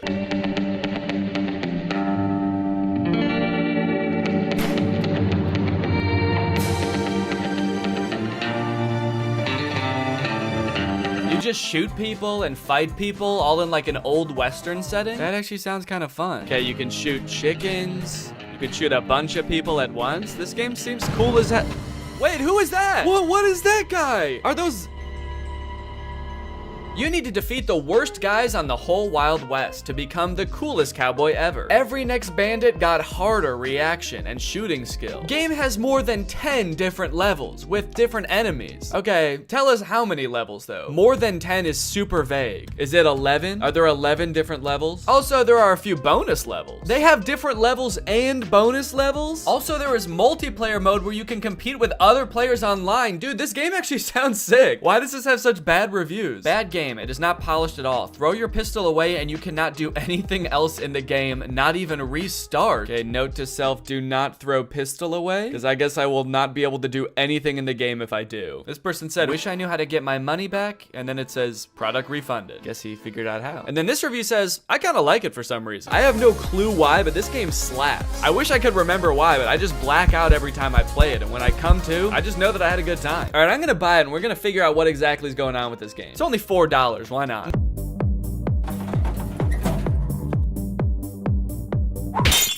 It's time to play some Eastwood VR! Entering the Wild West world of Eastwood VR, I was immediately greeted by the most aggressive NPC I've ever come across. Bitch! Oh my god. What the hell? Such an aggressive way to start the game. Come here, you big fuck! The very first thing you're supposed to do in this game is duel this guy, but for some reason, the game spawned me without hands. Right off the bat, I'm not seeing hands? Let me try restarting the game. Please give me hands. Please give me hands. Yes, okay, I have hands this time. All right, it says shoot him to enter the saloon. Is that how it worked in the Wild West? Son of a bitch. You have to shoot the bartender to enter the saloon? Now that I could actually grab my gun, it was time to use it. To do so, you must wait for the round to start. There's a little countdown and then a whistle. And then you have to pick up your gun and shoot him before he can shoot you. Dude! This took a little bit too long to figure out, honestly. Don't know what I did wrong that time. Come here, you big fuck. Easy.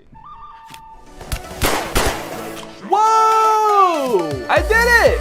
Let's go. Hell yeah, partner. Hey, I dropped my gun and I got it back. The review said you can't do that. Guess they were wrong. So do I want to continue or restart? Yeah, as much fun as that was, I think I'm going to want to continue. Also, that is the funniest death pose I've ever seen. Dude is face down, ass up. Right. Continue. So it turns out none of the menus work in this game. So I just decided I'm gonna shoot this guy and go into the saloon. Lovely, okay. So now I'm in the saloon. This is kind of fun. I'm actually, I mean, it's not that bad so far. I immediately began to explore everything this saloon had to offer. And it turns out there's quite a bit. You can throw this pot up in the air. Whoa! You can stack chairs on top of each other. Ooh, dude, I wonder if I could like make a fort out of chairs. Probably not what the game was intended for, but dude, you can. Let's go. I guess it turns out to make an entertaining game for me, you don't need to program in any story or challenges. Just give me a bunch of shit I can move around. A glug glug glug. Do I look like I'm drinking beer? A glug glug glug. Okay, he didn't seem to care about that.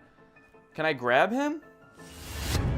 Oh, I've stunned him. What the fuck did I do? Oh my God. I touched him one time. I think I killed him. I think I have the touch of death, guys. I guess the game heard I like having things to pick up and move around and answered my prayers in the most terrifying way possible. Dude, this is like actually creepy. I'm holding him up with one hand. He's just like floating around. This is exhilarating. Bad boy. Holy shit, dude, this is crazy. The other patrons of the saloon didn't really seem to have much going on. Smash. Touch of death.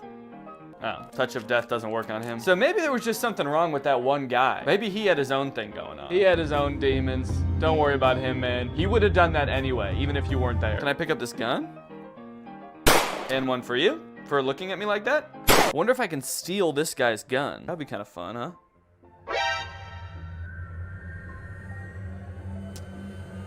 Okay, that's funny. On the wall of the saloon, there's a list of other bandits you can duel with. Oh, okay. And I guess that's how we start them. Son of a bitch. Oh my God. This guy was equally mean, but a little bit more whispery. Son of a bitch. And about 100,000 times harder to kill. Oh my, whoa! That was so fast. What?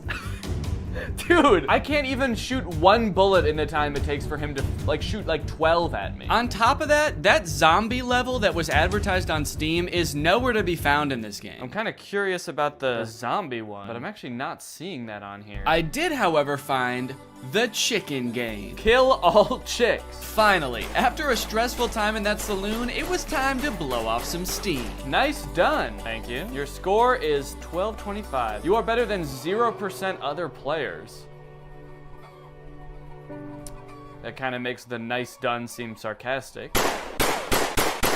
My favorite thing about this game is that the menus don't work. The only menu item that works in this game is this guy. And he's not even a menu item, he's just a guy. Oh, you're back? Dude, get out of here, man.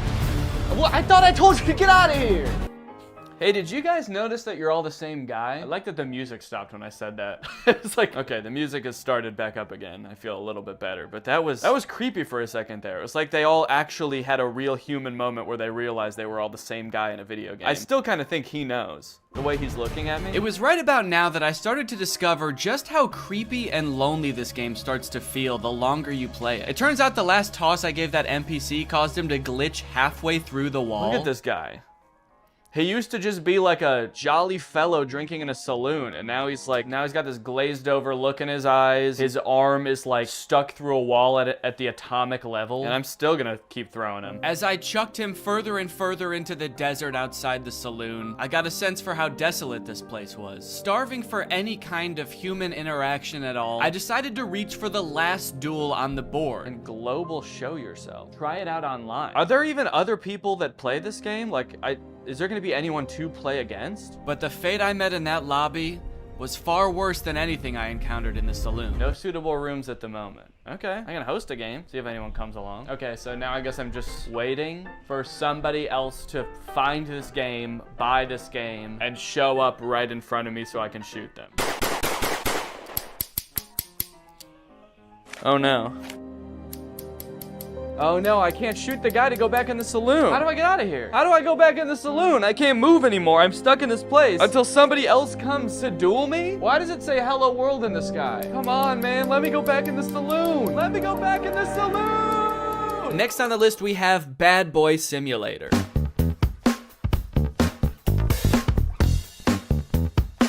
Okay, so it looks like a game where you spend all of your time in one classroom just tormenting the teacher and students with chemical weapons. This game looks insane. Also, what is this glove? Are we playing as a supervillain?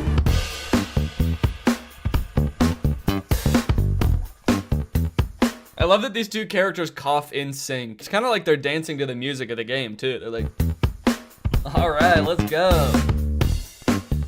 Yeah, everyone kind of has like in sync choreography to the sort of chemical warfare that they're being subjected to. Were you a bully at school or vice versa? Were a diligent student and now you regret that you did not break away then properly? Do I regret not being a bully in school? Yeah, man, I was a little goody two-shoes in high school. I wish I made bombs. I look back on my years as a teen and my greatest regret is that I didn't blow up my science classroom. Arrange yourself more conveniently. What does that mean? How can I arrange myself to be more convenient? Will you be able to infuriate the teacher without catching her eye and avoid the look of a classmate bastard? What? Okay, I'm sorry, but if anyone's the classmate bastard, maybe it's the one with a supervillain-esque glove making bombs in the back of the class. So the reviews for this game are mixed. Some people are loving it and some people are hating it. This one person said, I can't close the game. That sounds terrifying. What if it turns out this person like forgot to actually put their headset on and just started doing this at school thinking they were in the game? I gotta find a way to close this game, man. I'm in too deep. It's been months. I've been expelled. I'm on the no-fly list. Can someone please tell me how to close this thing? Can someone please tell me how to stop being a bad boy? I wonder if there's a story to this game or if you just stay in this one classroom the entire time. But you know what they say, there's only one way to find out. To start this game, you go through a tutorial that teaches you a bunch of different methods you can use to prank your teacher and classmates. Put something on the bottom of the teacher's mug,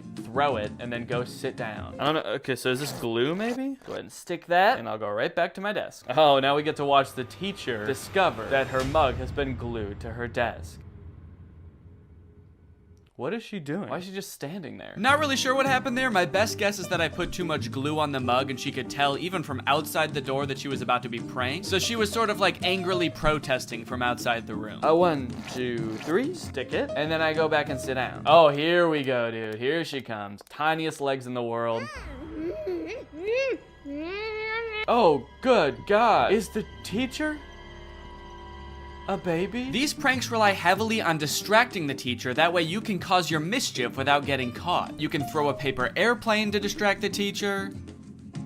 Miss? Sometimes it doesn't work. That distracts her. I go and take the mug, and I go back and sit down. Fuck you. Oh. But I don't think any of the other distraction methods really matter because you can also freeze time. Bink. Put this on the mug, sit down, and... Yes!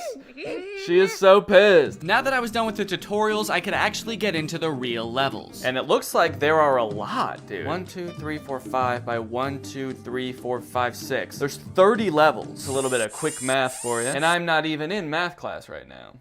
I'm in stand class.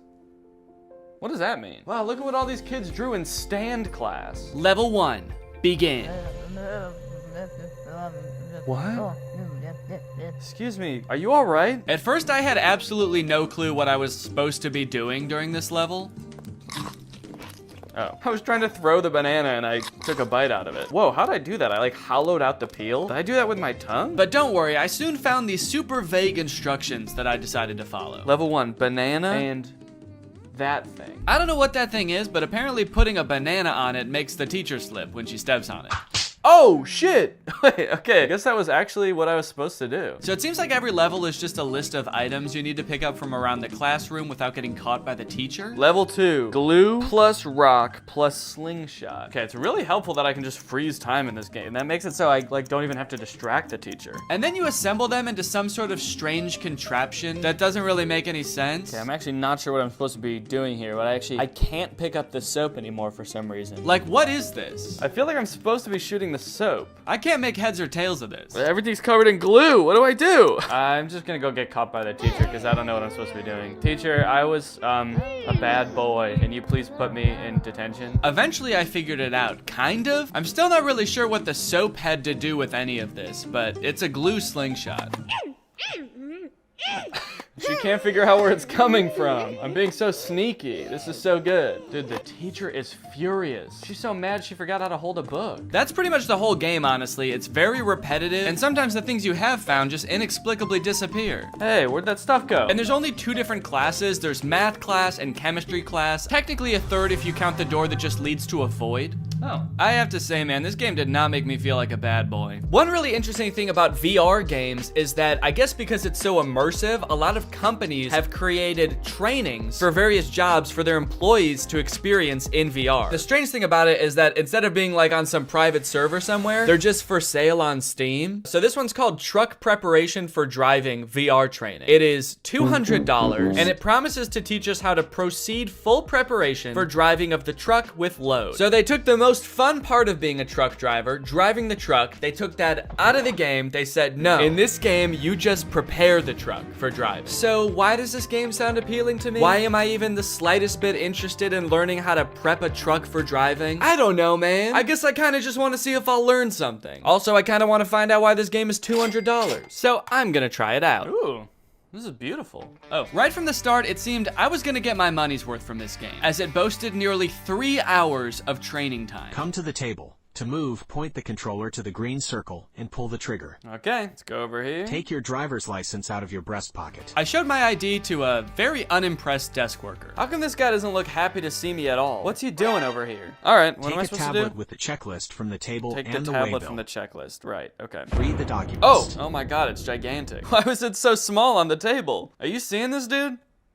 It's crazy. One thing I'm starting to notice about VR is I do not like how dull and lifeless the characters are in these worlds. Look at the mechanic I meet in the garage. Look at this guy. The uncanny valley of it all just gives you this deep, unsettling feeling that you can't shake. Take the car key from the mechanic. Then go to the cabin. So I will say everything up until this point seemed like pretty self-explanatory. Like I didn't need a state-of-the-art simulator to figure out how to walk up to a man and for him to hand me keys. And the graphics of this game are not very good. For $200, this is the most expensive game I've played so far, and these graphics suck. Also, I swear every time I look at that guy, he's like not wearing his helmet for a split second. Many of the tasks around the truck are making sure things are working properly or in good condition. And I started to realize that none of it is. This truck is in horrible condition. I'm starting to think this whole place is all torn up. This looks like a little tear here. This looks rusted out as well. When do I get to prep a good truck? Eventually, I realized I can kind of just speed run this whole checklist by assuming everything is in bad condition. Daytime running lights, no. Parking lights, no. Which was especially helpful because a lot of the things on this checklist were named incorrectly. You know what? This game is all wrong, man. I gotta say, this is actually pretty disappointing. Stop lamp? Safety belt? You mean seat belt? Fifth wheel coupling? I can only imagine what that is supposed to mean in real life. That's probably like the radio or something. Check for wheel chocks attached to the rear of the machine. What's a wheel chock?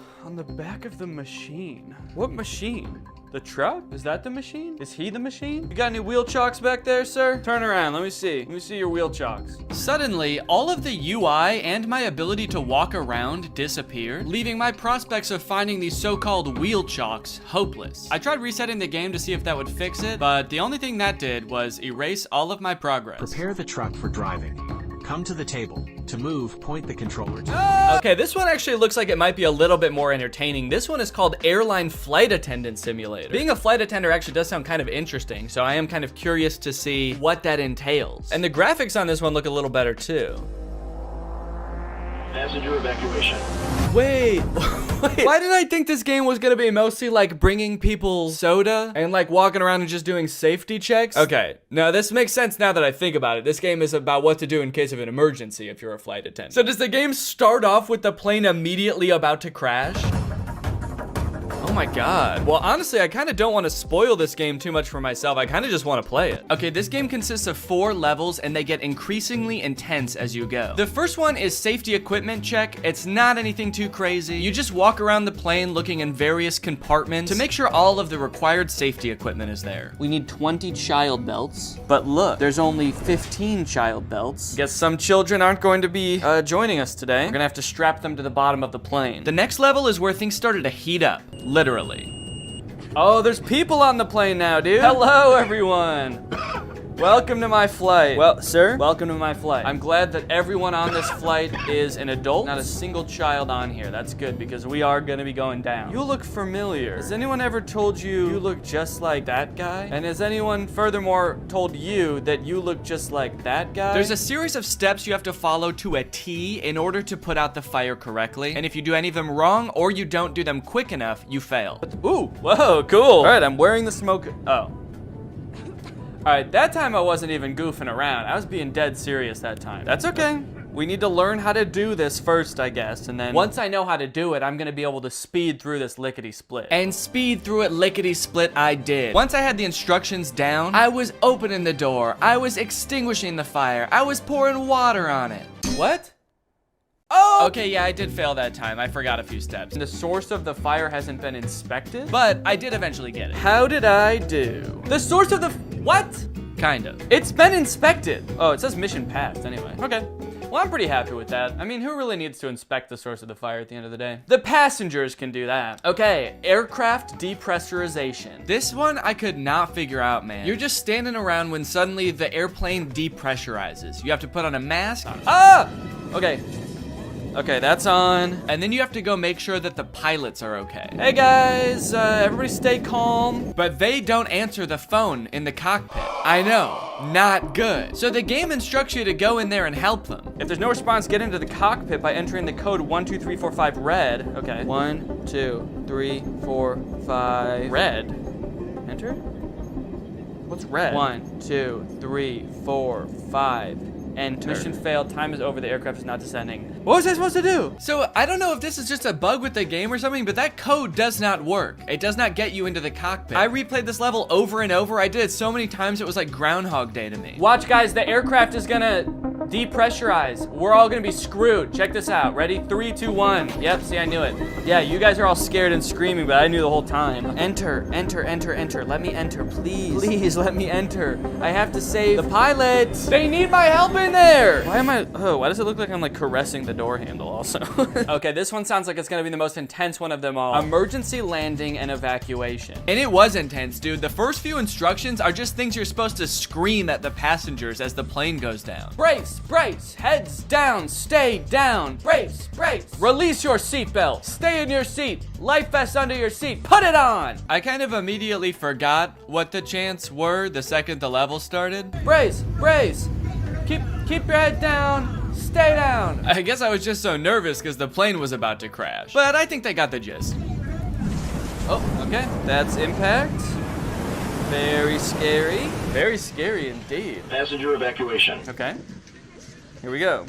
Next step. Release your seatbelt. Stay in your seat. Life vest under your seat. Put it on! Oh, they are, okay. They all already have it on. Okay, so next. Now it was time to get everybody safely off the plane and into the ocean. Whoa, dude, this is crazy. Hey, guys, that's not, no, don't do that. I don't think you're supposed to do that, are you? Isn't everyone supposed to get on this thing? Where are you going? We're in the ocean. Oh, shit. Oh, no. Okay, it's attached. I was like, I was just gonna float away and then, oh, hello. Got these 2 clones lined up, ready to go. Okay. Right here. Oh, okay. There they all go. Wow, seems like they all really know how to do this. Has this happened to you guys before? Check the entire cabin for any passengers left inside. There better not be anybody still on this. Oh my God, dude, get up, get up. Inflate the life vest, get up, go. What am I supposed to say? Excuse me. I gotta admit, it was pretty fulfilling to help all of these scared passengers off of the plane in a calm manner, and oh fuck, I have to get in the cockpit again. I hope the pilots are alive. Literally everybody else lived, so it would be kind of a bummer if they didn't make it. 1, 2, 3, 4, 5, enter. Oh, it worked this time. All right. Hey guys, I don't know if you noticed, but the plane did crash, so just wanted to let you know. There you go. Oh, okay. All right. You're good? And you as well? Are you good? Oh, okay. Perfect. No, don't get your hands off the steering wheel. We're not in the air anymore. We crashed. Get your hands off the steering, please. Now that I'd rescued everybody else on the plane, it was time to rescue myself. A jump, a jump.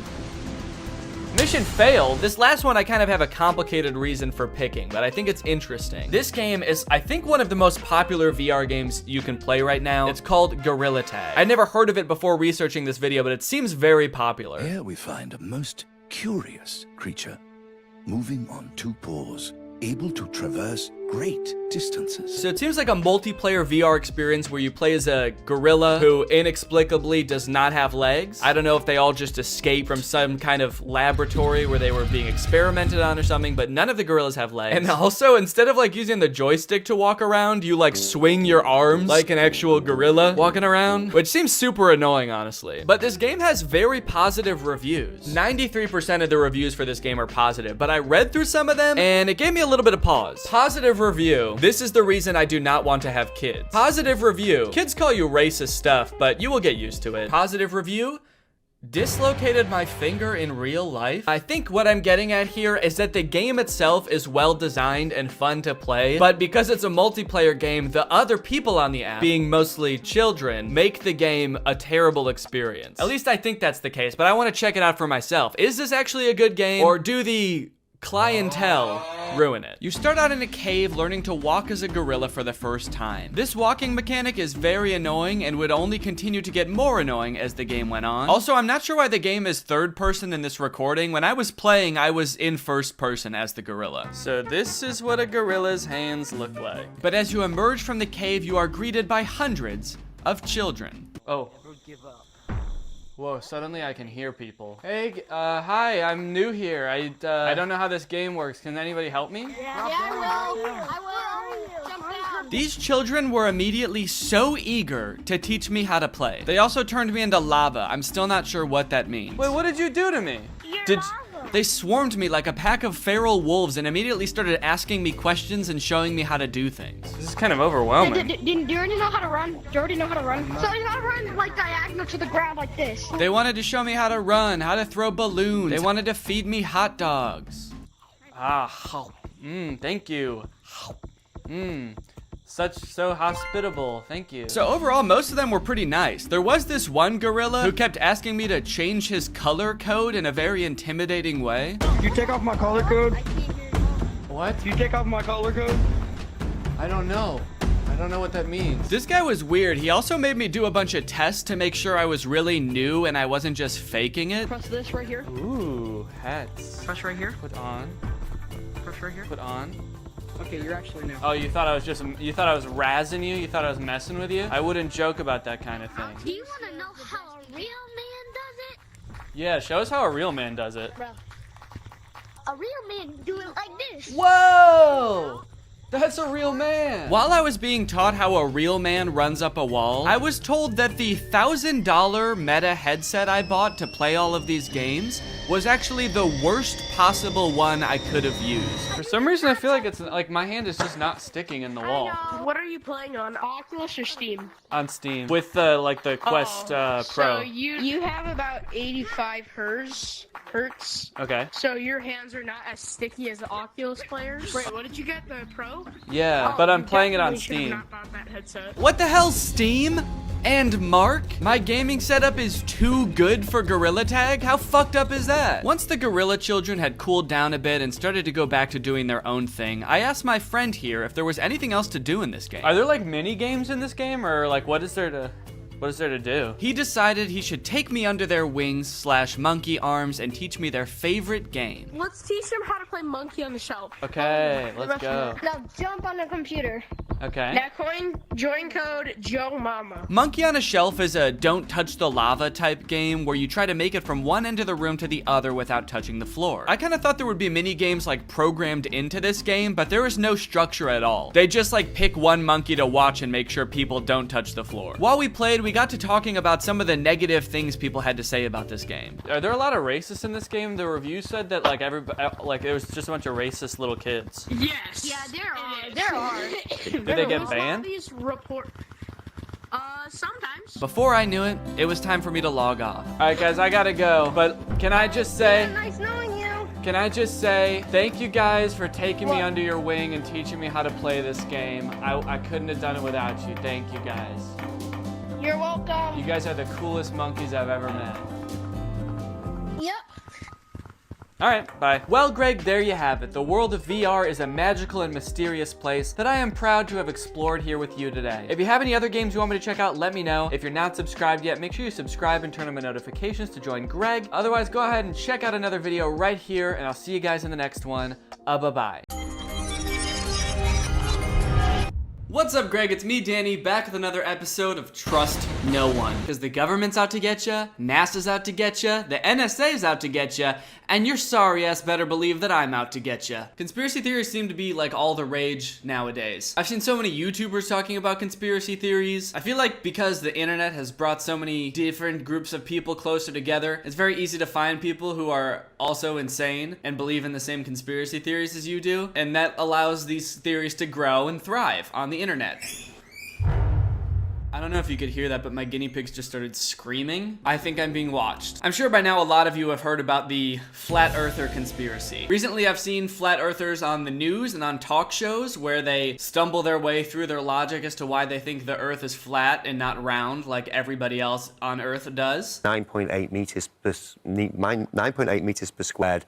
Meters per second squared. They even have conventions where they get together, I assume, to talk about their ideas and how they don't have any friends anymore, and just to take pictures and yell, "We're not crazy." We're not crazy! Oh, that's very cringy. Not good. Not good. There's some serious levels of cringe going on with a lot of these conspiracy theories. And while I was looking for those educational memes that I made a video on last week, I stumbled upon these Instagram accounts that make conspiracy theory memes. I use the term meme loosely because they're not meant to be funny. They're meant to enlighten you. Some of them might be conspiracy theories you've heard, but others just might shock you. Conspiracy theorists claim this strange object was found in a 13th century ancient Sumerian tablet. It closely resembles a Nokia made in the year 2000. However, its keys are written in cuneiform. Is this proof of time travel? Now guys, I wish I had an explanation for this, for why this stone phone looking thing exists, but I really don't. There's really no explanation for it other than time travelers exist. At some point in the future, we're going to invent time travel. Scientists and secret agents and military operatives will go back in time to the 13th century BC with all the high-tech gadgets that they have in the future. They're gonna have top-of-the-line equipment, high-tech gadgets, and a Nokia phone that they stopped making in like 2002 or something. I don't really know how to explain this other than somebody probably just made this and it's a hoax, but why would, in the future when we have the ability to time travel, why would somebody take back a Nokia phone from like 10, 15 years ago? They just went back in time to like play Snake, I guess. And now, researchers have also found this mysterious carving on a stone tablet.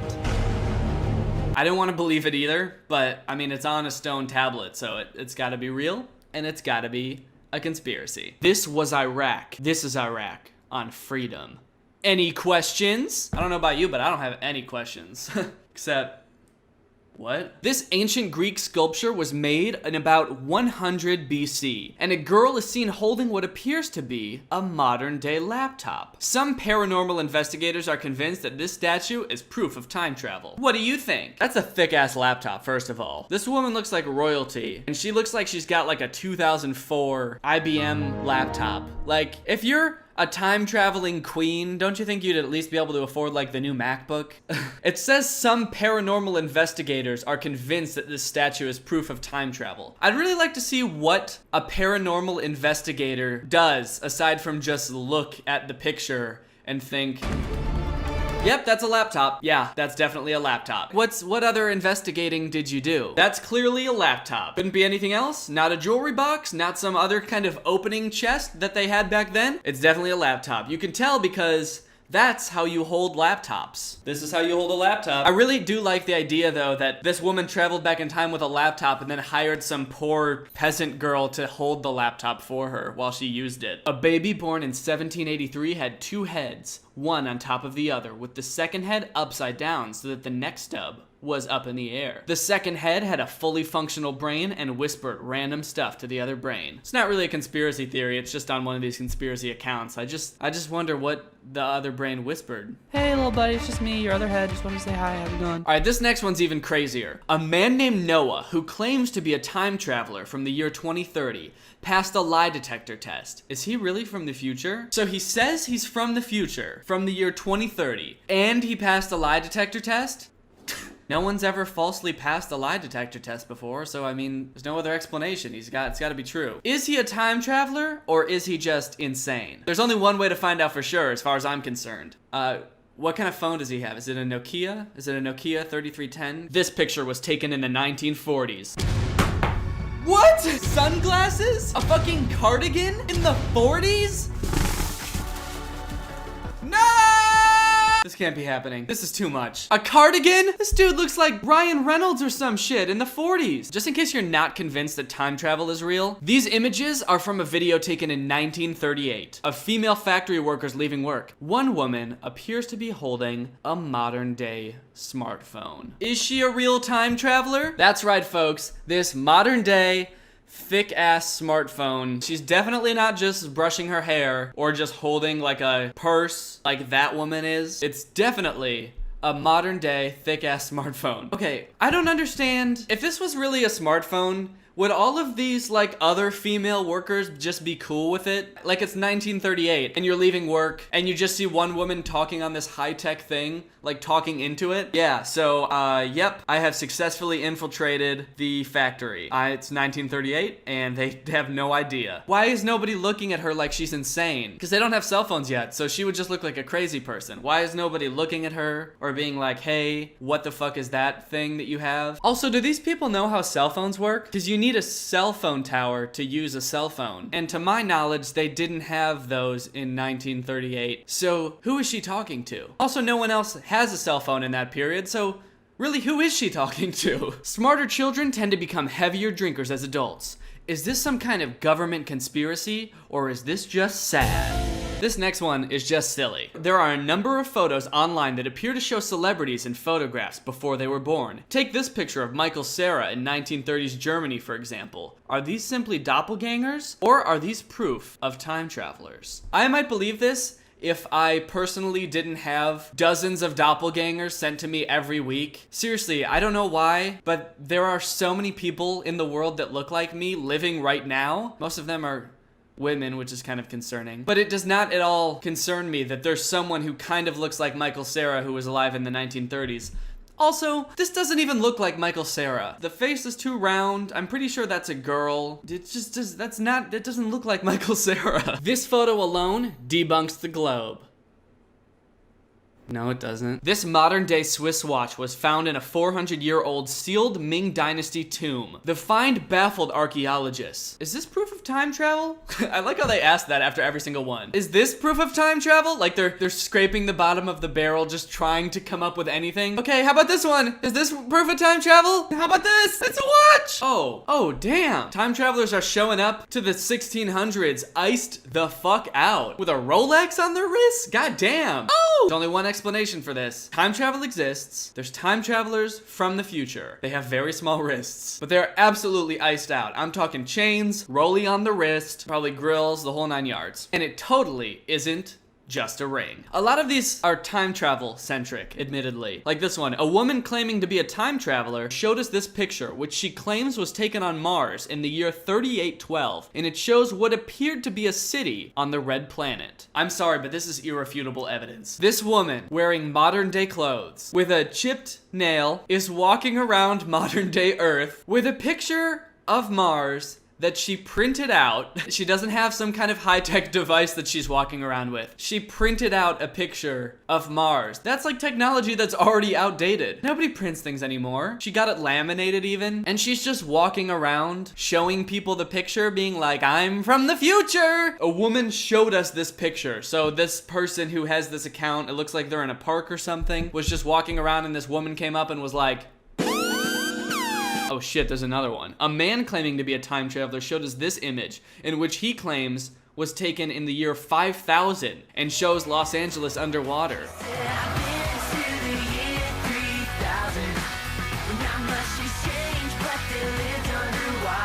Okay, were these two time travelers just walking around in a park together? So this is a picture that is definitely not photoshopped of Los Angeles underwater. Could this be the evidence we needed to finally convince the world that climate change is real? The future is fucked! It sure is. Government. Check any dictionary and you will find that govern means control. And mental, means mind. Therefore, government means mind control. No!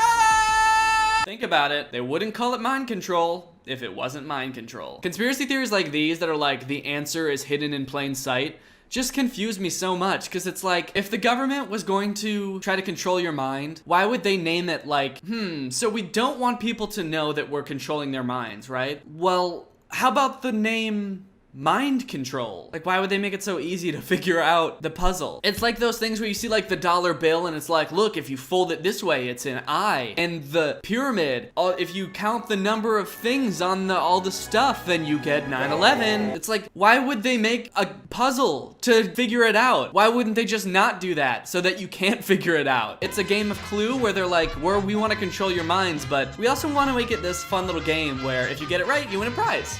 You figured it out. We're trying to control your minds, you win $1 million. All right, guys, well, I hope you enjoyed these conspiracy theories. Hopefully I blew your mind and made you question everything that you've ever known. If you enjoyed this video and you're not Greg, why?